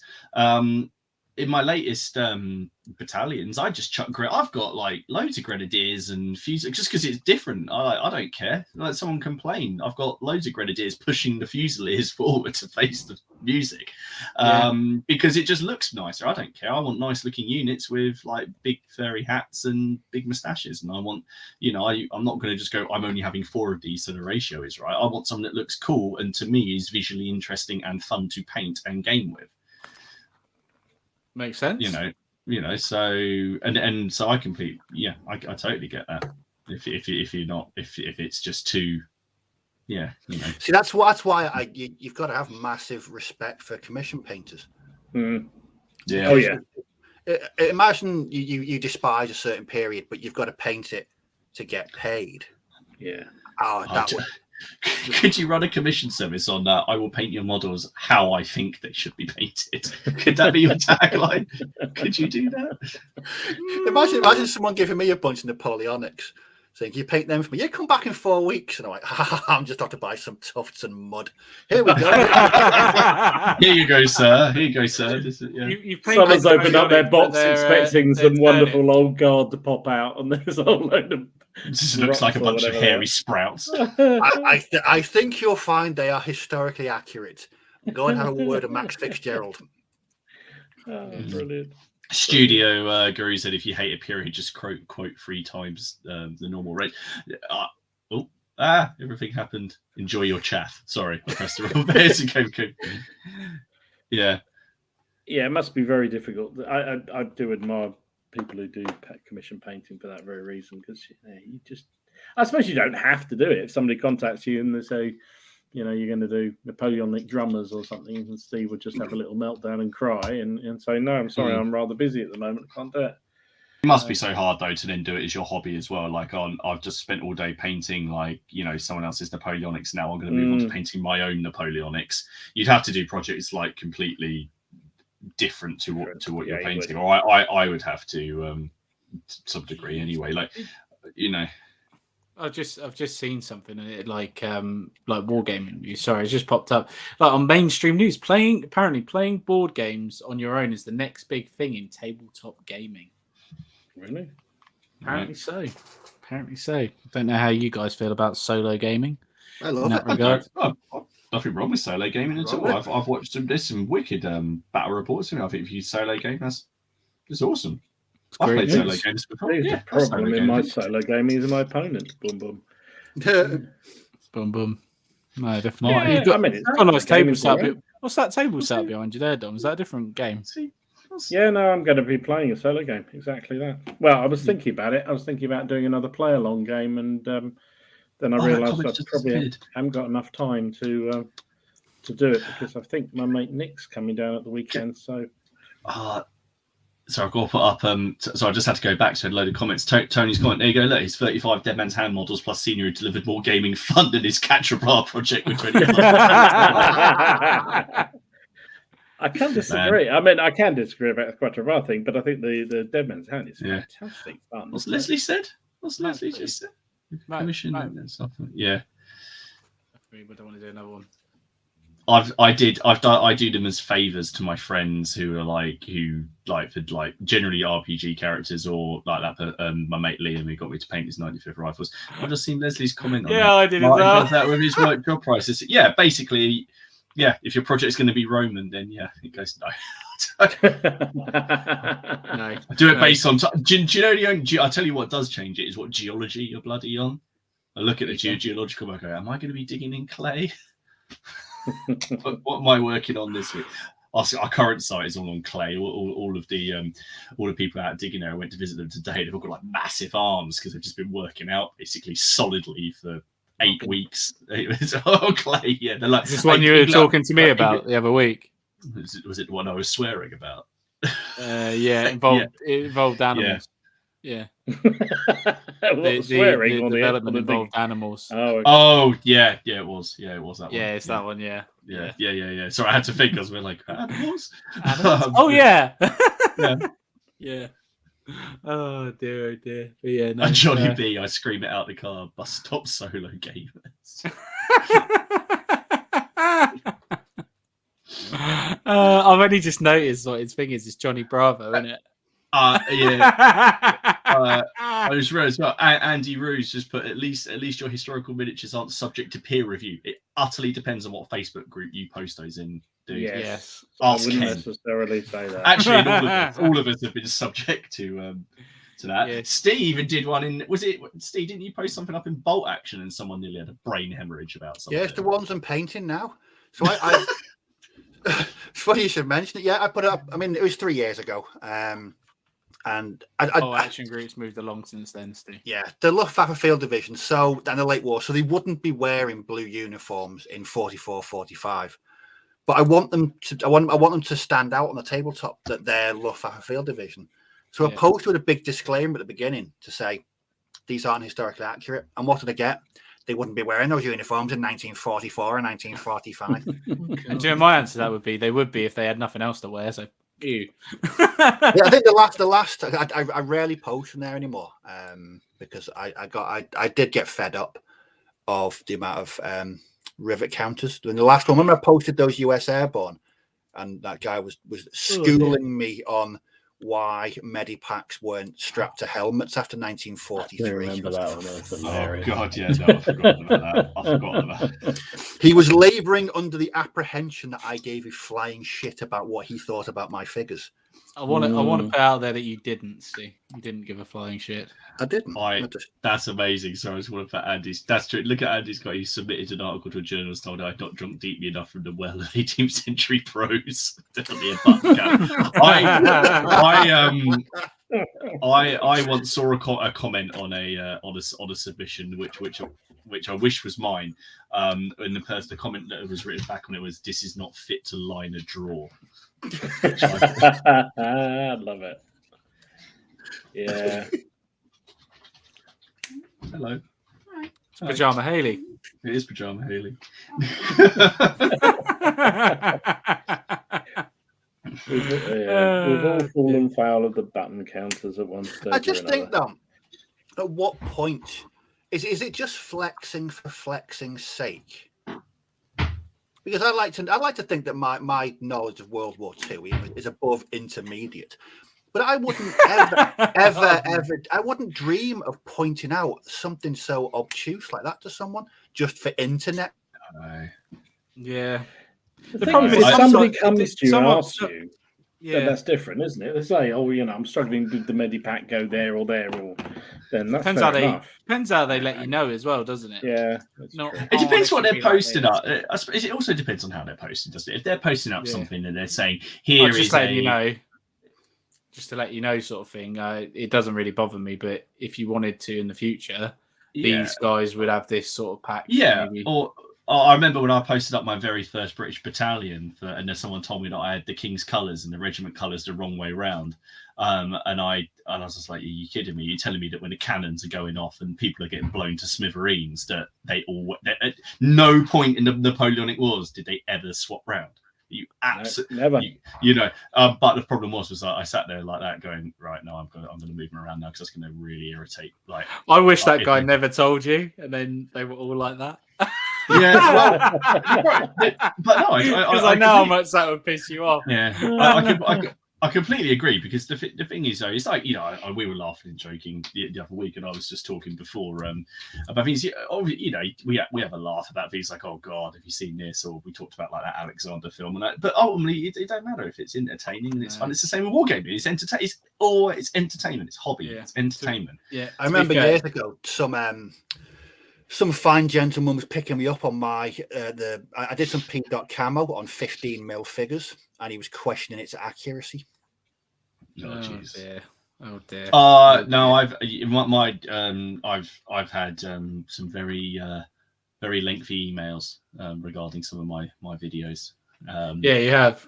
I've sent some very lengthy ones back as well, which is I remember. I'll tell you one thing that did annoy you once, though, with me calling you. Do you remember that time I said on the French that their powder, where they hold the shot, yeah, at the back, cartridge pouch. The cartridge pouch should be painted white on the flap. Do you remember? Yeah. You're like, I'm not going back and painting all those fucking white. No, I don't know. It's like, no, ain't happening. No, there's a lot of soot. No, lots of soot. lots and lots of soot. Yes. Mm-hmm. I was just like, oh dear. As Alex said, some people think they're doing you a favour. Try getting a rule wrong in a battle. Video, don't. The comments to follow. It's totally. It's totally. I get these comments. I mean, but it's about how people do it, isn't it? I mean, I don't mind. If people correct you, so I've had a few on mine, and it's like, and if they're done really nicely, it's like, actually, that's really useful. Like somebody contacted me separately after the Battlefront battle group game we played, and sent me a whole load of corrections and things, but did it in a really nice way, and actually a whole load of crib sheets and everything else to help me get through it again next time. And actually, brilliant, really, really helpful. So next time we play, it'll be a lot more accurate as a game. Yeah, so but then others come in and go, "You did that wrong, man. You did this wrong. You did that." I mean, some of them are, you find, but it depends obviously on the videos you do. Like on my black powder videos, people are like, you can't do this or this. Like, yes, we've changed it because we're on a 6x4 with 2 brigades. You need to. We're not playing with broken brigades because the game would last like 2 turns. Just be too and it's off. But I noticed in your latest one, you stressed I don't know how many times, because we're doing these sectors, because we're doing these sectors for that. And I thought, I know you're doing that just because you're going to have all those people going, you did it wrong. Yeah. Well, I had a very lengthy debate with a gentleman about it in the previous. If you go back, I think it's the first game with Robin. I think if you can go back and have a look at the video, there's quite a long debate. Well, it's not even really a debate. It's just me being told I'm wrong, and I replied saying, "Yeah, but it's all a bit of fun." No, I'm wrong. Okay, you're definitely wrong. I'll carry on playing games, mate. You go back to just watching them. Yeah. That's why I was really worried. Remember when I did that series on my channel about bolt action basics, just discussing the rules. They're only like 3-minute videos, and as soon as I started, I thought, if I get even the slightest bit wrong, I'm going to be skinned alive by someone. But luckily, nobody ever pointed out any accuracies to me, so I must have been doing my job right. The rule ones are always the most difficult ones. Yeah, they are. When you put yourself up and say, "I'm going to," because you're sort of giving. Tom hates it when he gives me a rule book. He hated it the other night, don't he? He's like, "Oh, fucking hell, I've given Ken that rule book now." Well, it's because you actually read it. You're not supposed to. You know the rules about rule books. You just flick through them. You letting Ken read rule books? Yeah, well, he was sitting there doing faff all, so I gave it to him, and he was sitting there. About, I can't remember what it was, some rule change or something we weren't sure how it worked. So I said, "There you go, and read that." And then he spent the next 20 minutes reading rules that we'd missed out or weren't using or something. Yeah, that'd be useful. That'd be useful. The thing is, well, we always play, and I think we've always said, I think I've said it in battle reports, and even when I've played you guys or play Ken, it's like, if we get it wrong this time, we'll just play it the same way in this game, and then we'll just change it for the next one. As long as you're consistent in your game, it doesn't matter, does it? Yeah. You're all benefiting. Yeah, there you go. Let Alex back spot on. Play the period, not the rules, and that's what I'm trying to do with the Wars of the Roses stuff. Which is why we did the sort of the game we did with the sectors and the zones. This zone can hold 2. This zone can only hold 1. Yeah, play the period, not the rules, and don't ever play Tiger Fear ever because it's crap. No, that's a good rule. I thought you were just gonna say, and don't play SPQR then. I thought that's what you were gonna say. I've got to show this, right? It's from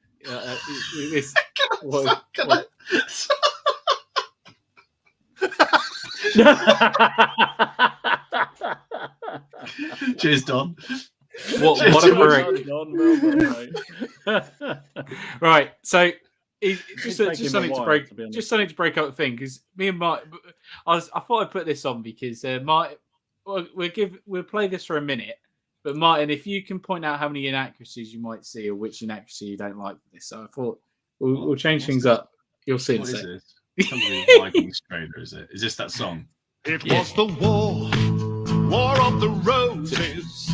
Playing, the yeah. North and South. Yeah, it's satirical. It's fine. Now it's not Yorkshire versus Lancashire. Oh no, it's not a cricket match. But it's as long as the Royal House of York against the Royal House of Lancaster, vying for the crown and throne, the source of English power, to see who would be king and what the conflict was about. So join the silly history boys as we try to work it out. Those guys, they're awful. It all began back in 1399 when Henry Bolingbroke decided that he should be next in line for the throne. Give it another 30 Richard seconds. II was at top, and so Henry had Richard killed with a hot poker off his bum. No, he didn't, ruled as that Henry IV until the year 1413. Then when he died, his son Henry V came on the scene. The best That's king. the Henry who won a Turgid War, but it didn't stick round long. He died in 1422 and was succeeded by his son, Henry VI, who was but 9 months old. And so England was being ruled by advisors, truth be told, as the king grew. I'll just wait for it. He was This is perceived as your weak. favourite bit's coming He up. lost a load of land in France, and his future was looking bleak. By 1450, it was said Henry VI had gone insane. And 3 years later, Richard, Duke of York, ruled in his name. This most displeased Margaret of Anjou, who was Henry VI's wife. Then Henry's health recovered, and the land was filled with strife. So, I thought I'd just give everyone a couple of I minutes think of that. that's good. Uh, That's good. Right, I'll so- go. So if people are so if people are interested in finding out a little brief history of the Wars of the Roses, and there's the link to it anyway. If anyone wants to watch it. So Martin, did you see many inaccuracies on that, or would you say it was quite? There's a couple, but it's a song. Apart from it wasn't Richard II that got a hot poker up the bottom. He just who got was left that? in a tap. That was Edward II. There you go. There you go. There you go.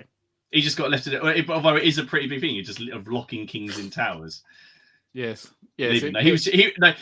So the reason he didn't murder him, or he did murder him, was because Henry Bolingbroke needed to inherit the throne by not killing. He basically just let Richard die. He just left him in there. He died of starvation. Basically, he just didn't feed him. He just died of starvation. He didn't murder him.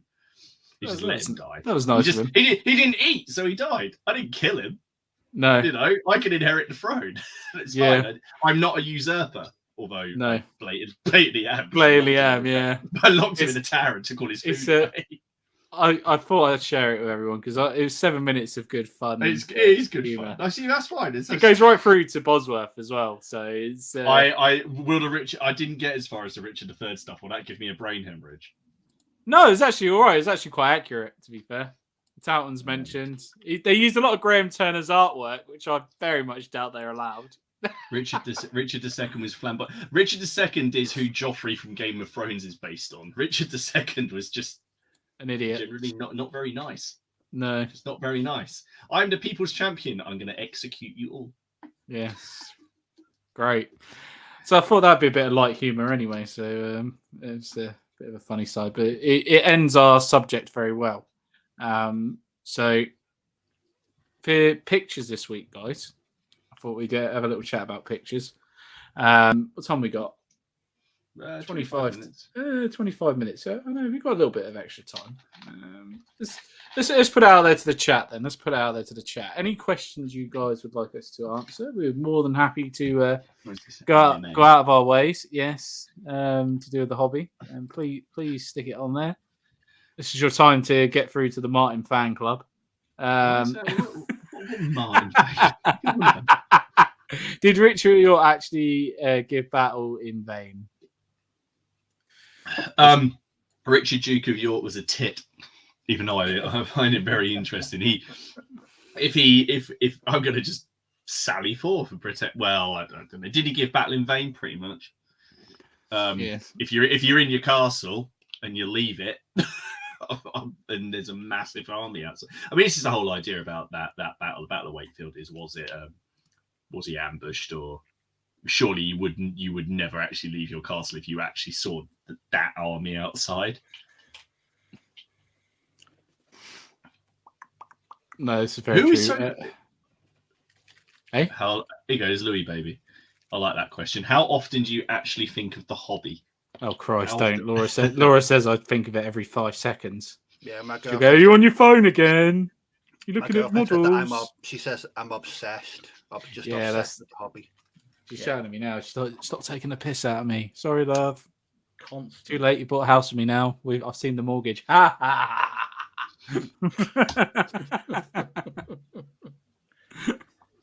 Oh shit! That's an interesting one from Wine Country Hero.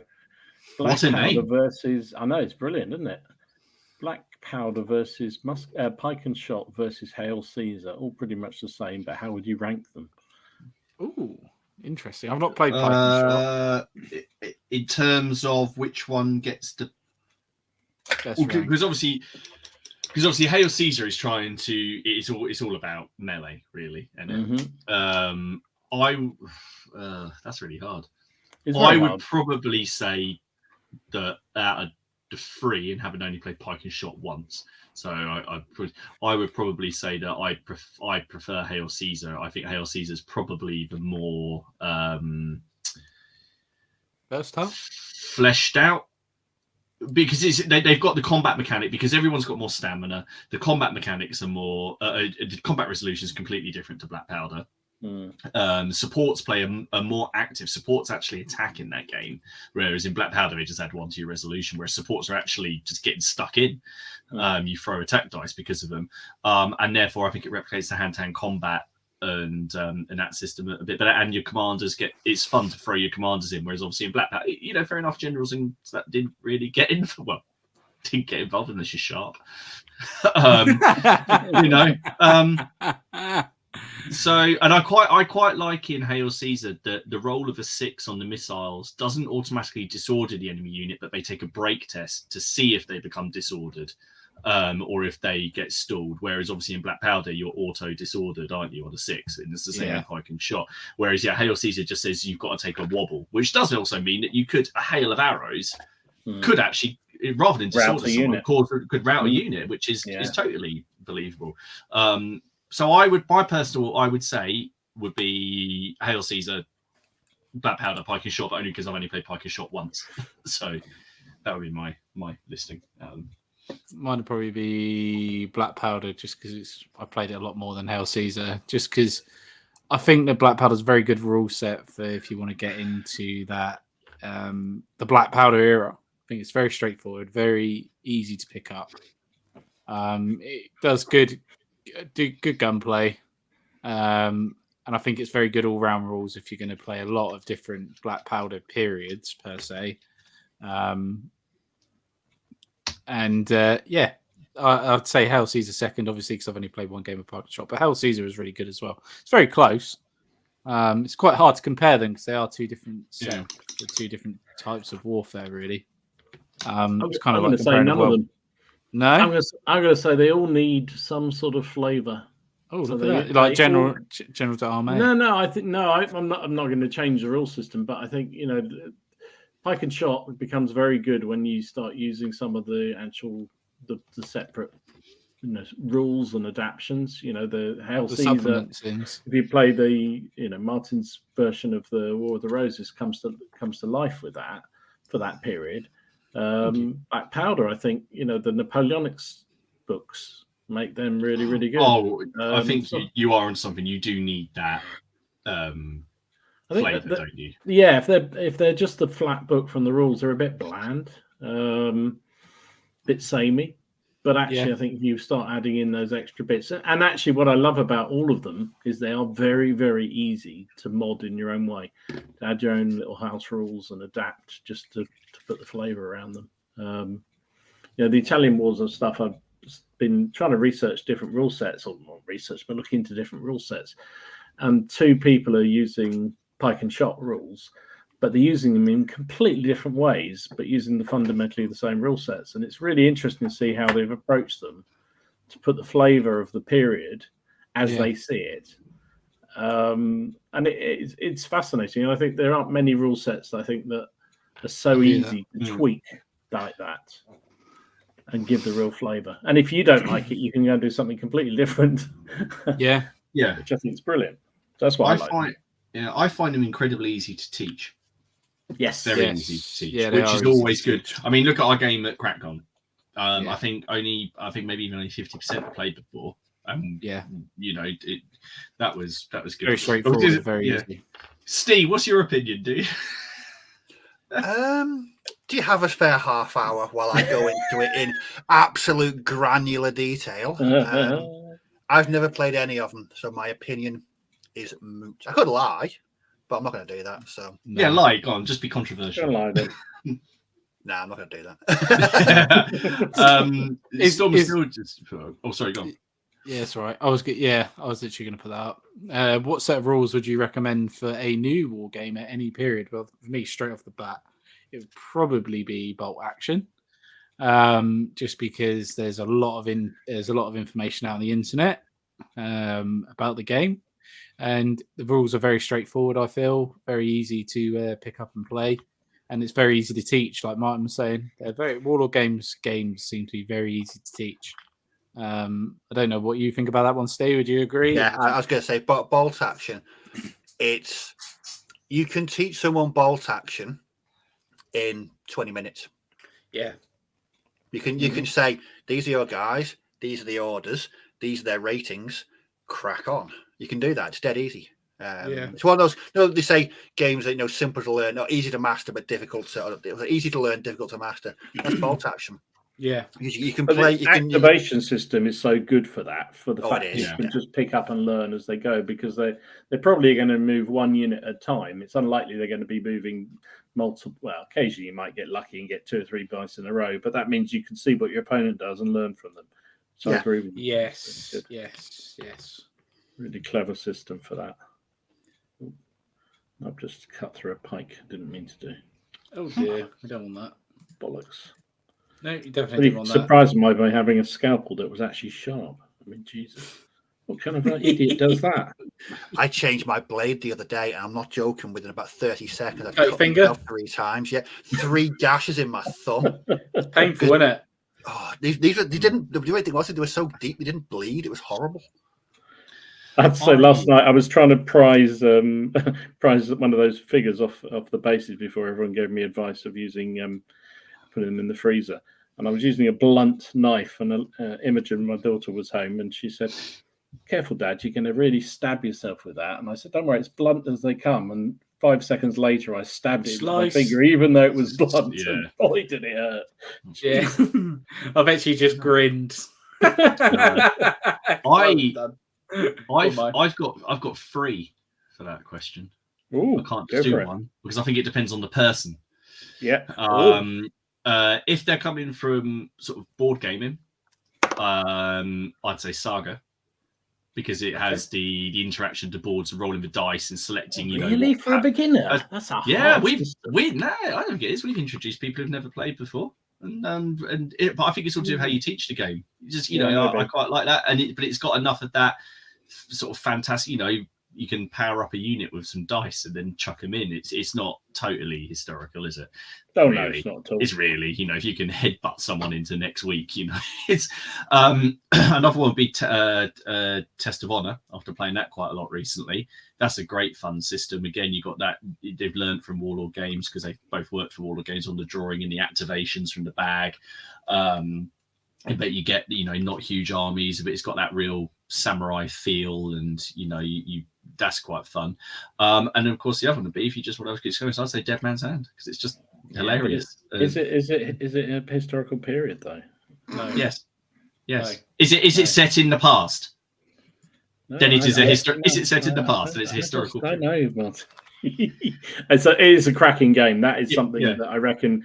I don't know many people I could think of who would not enjoy playing that game if you came in as a complete novice. It's very easy. It's easy to teach and fun to Yeah. play, and you can have multiple games. I was having a good chat with Graham actually. One of my things he was saying he wants to play some more games, get some more games in of it. As he said, it's one of the most fun systems he's got in, like new systems to get into. Yeah, can't disagree with that. Very cool. Sorry. No, I was just trying to be super witty and see if I could find something that says Westerns are not classed as a period in history. I knew you were looking at something on the internet there. I don't. My brain can't compute that. It's not a period. Yes, it is. To everyone who's American, right? So to everyone who's American who's watching this, can you please educate our friend in Southampton? Oh my god, is it set in the past?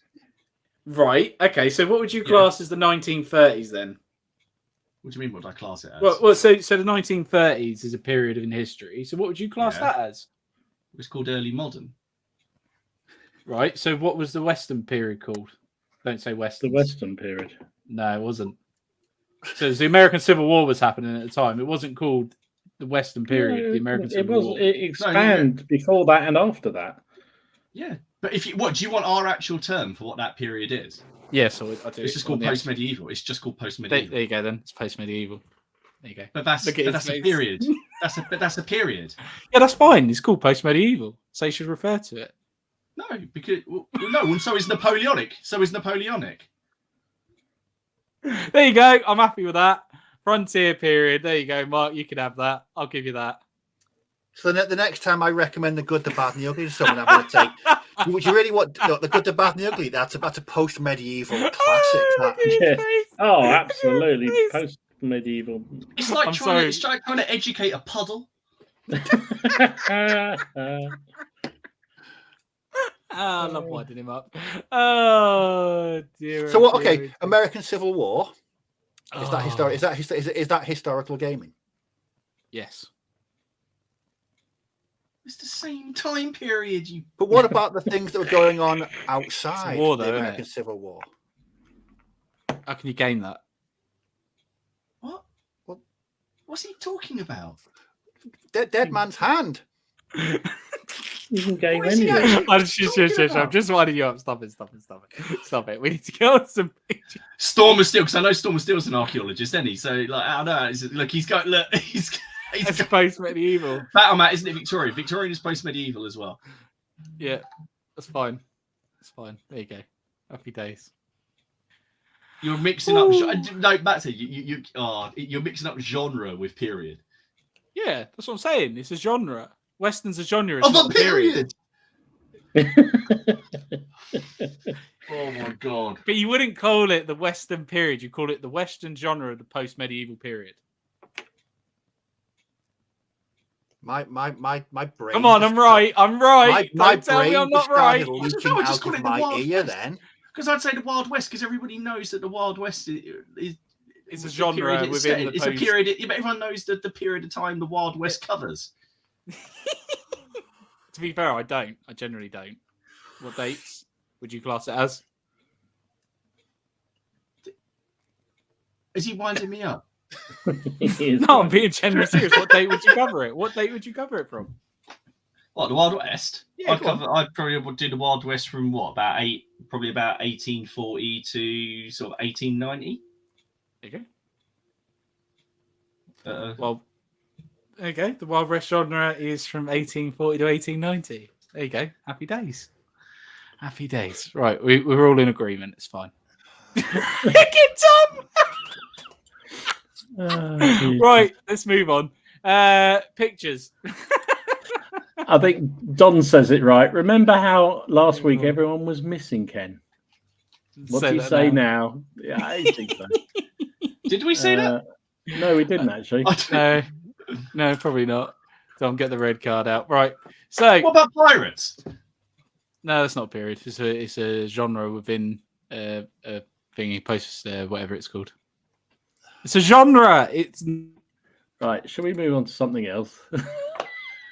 Can we move on to quantum physics or discussing It's a genre. Nietzsche or That's something? all I'm trying to say is it's a genre within a period. That's all I'm saying. There we go. Bait when this stream ends. Do you know what? I'm just about to open a bottle of Field Grey. Oh, I love I thought you were about to say whoop ass then. Actually putting Field Grey on a German soldier. Does this bring back happy memories for you? Oh, this is Yes. fantastic. This is Right. great. Let's go on with some pictures of the lovely community. So, if you want to get involved with putting some pictures up, come and join over on the Facebook group. There's links in the show more tab below. And this week we've had a good selection as per usual. And like Dom says every week, everyone always seems to remember to put their pictures up on Monday. Always on the Monday. You try and get ahead of it, and you try and get a few ready, and then there's a whole load more. It's like there is. Avalanche goes on. So this week, Andy's done. I think this is. I want to say, is it 30 Years War? That's what I want to say. Yeah, they look awesome, don't they? Yeah, they do look very nice. Andy Parfitt, he's done these. These are very, very nice. I like the paints he's used. I think there's a bit of contrast. Paint's been used there with some washes and maybe some highlighting as well. So it very much looks snake bitey, leathery to me. Those boots do. They do look very nice though. Very, very nice. Other Andy's done some. Andy Oval's done some 10mm. So yeah, very nice. I did a double take when he said they were 10mm. Yeah, they just look like they're taken from really far away, don't they? I think they're really cool. Really, really nice. Really, really nice. I like how he's done the command stands as well. So no, very nice indeed.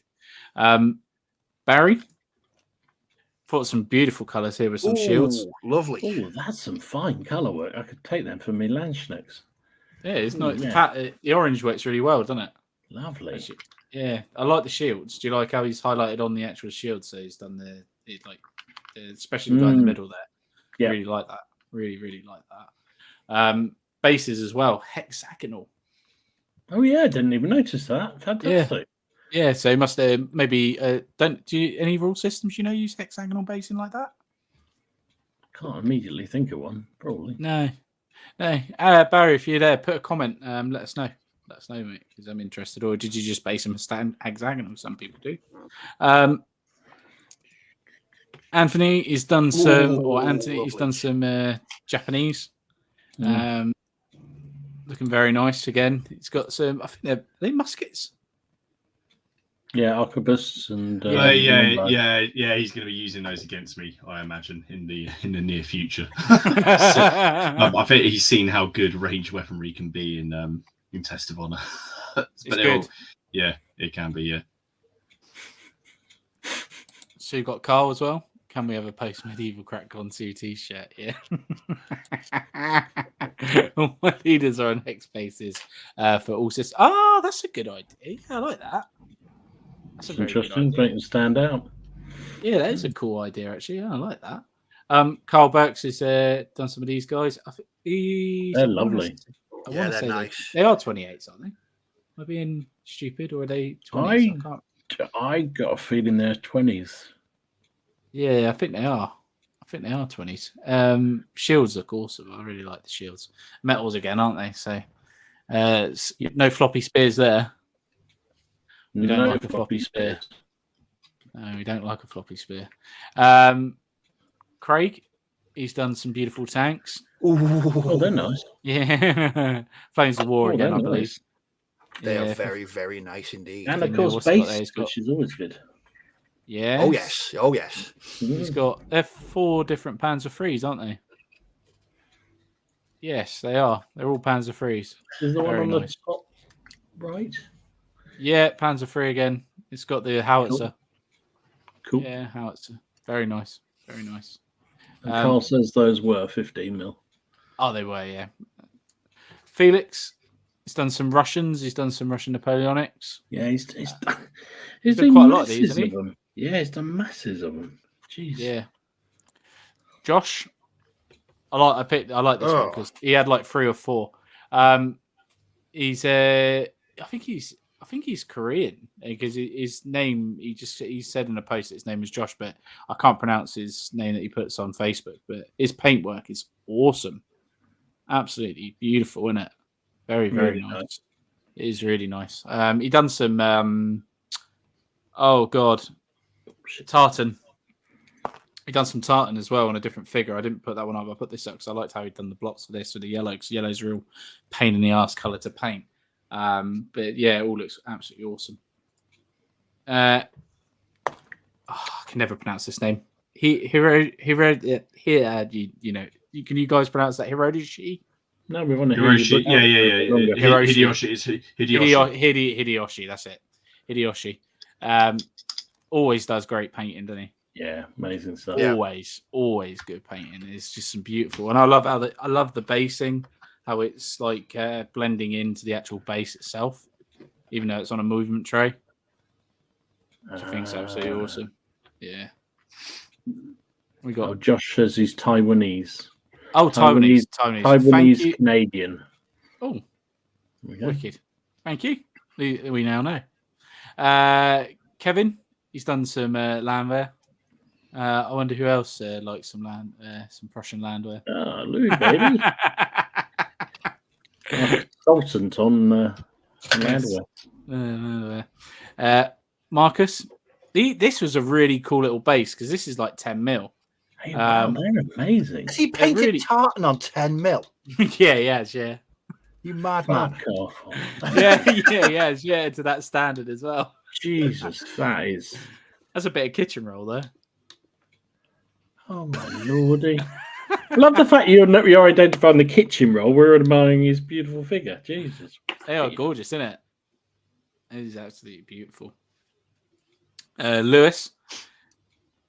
Maybe one or two little wee willy winkles hanging out. That'll get you an 18 rating or what? Yeah, it's already come up limited. Nathan, so he's done some 40k. This is oh Christ, Death Guard Primarch Mortarian. Mortarian, yeah, that's it. Yeah, he's so yeah, very nice, very, very nice. Expensive model, but very nice. Neil, he's just finished his first lot of his first retinue. So I think he's Claymore. He said it was a mixture of Claymore and I forget what the other one was. But is it Antediluvian or something like that? No, it was something I didn't expect to mix together. I can't remember. Was it Perry's? Maybe. Yeah, maybe, but it worked well. It did go together well. Yeah. So Paul's done some epic British. Oh my goodness! Madness, utter madness. That's Paul McKay, that is. Yeah. And then you got Paul Franklin's done some Burgundians. Nice. Yeah, from the mercenary box that you've been working on, Dom. Yeah, I've just put most. I've just realised I haven't got enough pike, which is really annoying me. No. I'm too short. I've got some in the bit box. He'll find them. Sure. And then you got Phil's done some Germans. He also did some British, but I thought I'd choose the Germans. Because you're doing German. Yeah, Germans. So why not? I like the Winter HQ kit is a lovely little kit. Yeah, even though it's metal, isn't it? It's nice. I like it. It's good. Rob Cox, these are some of the Australian Vietnam stuff. Oh, they're nice. Yeah, they are nice, aren't they? They're from Rubicon. I did like these. So I like the machine gun. I thought it was very, very nice. I thought I'd get the picture of them all. They did do a close up with the machine gun. Yeah.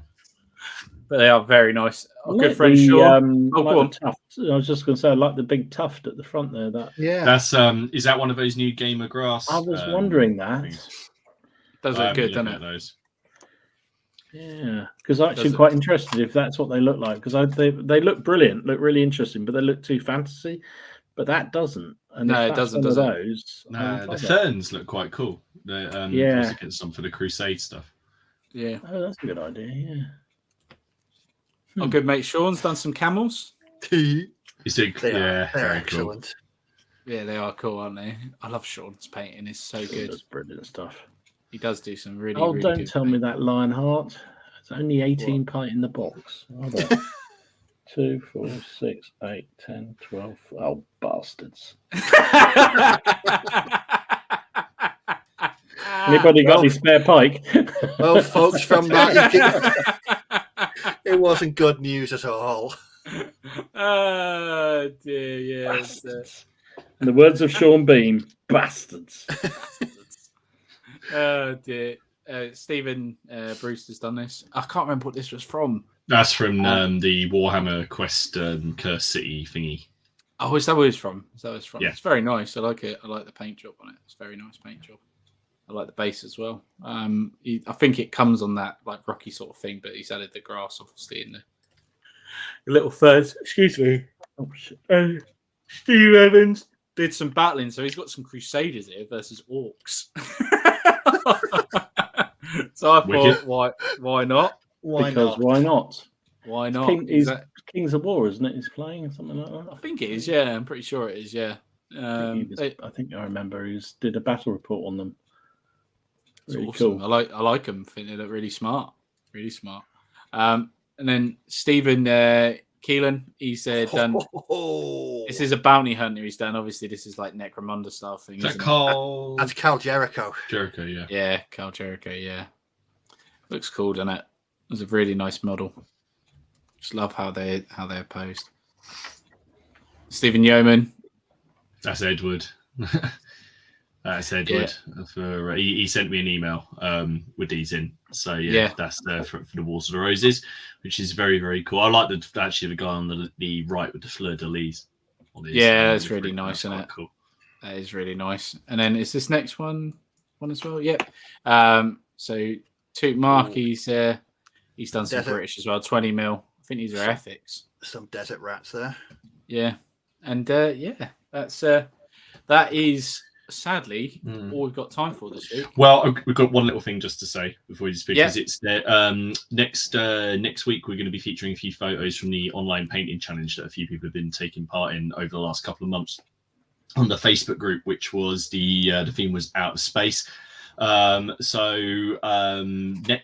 The next one that they're doing, Warren's let me know, is called Berlin or Bust. So basically, they're going to be painting a German or painting a bust, because it's a thing that not a lot of people do.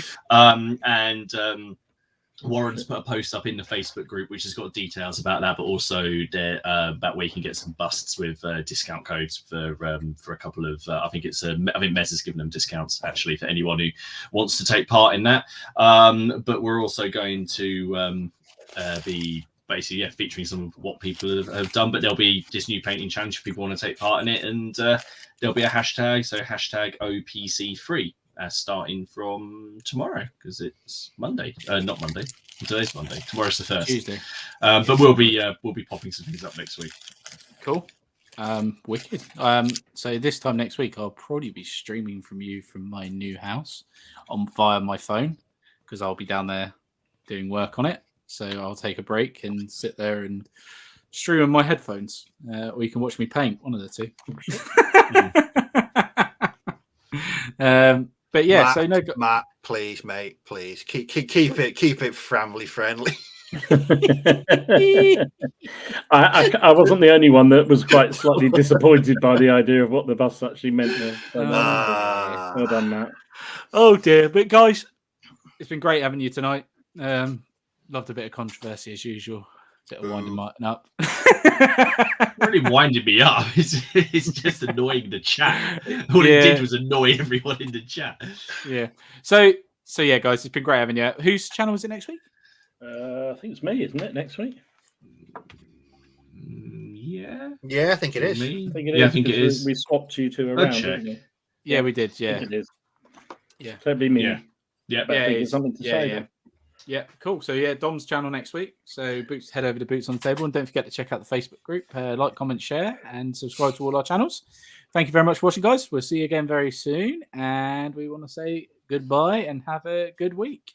Have a good week. See you later. See everyone. Take care. Bye.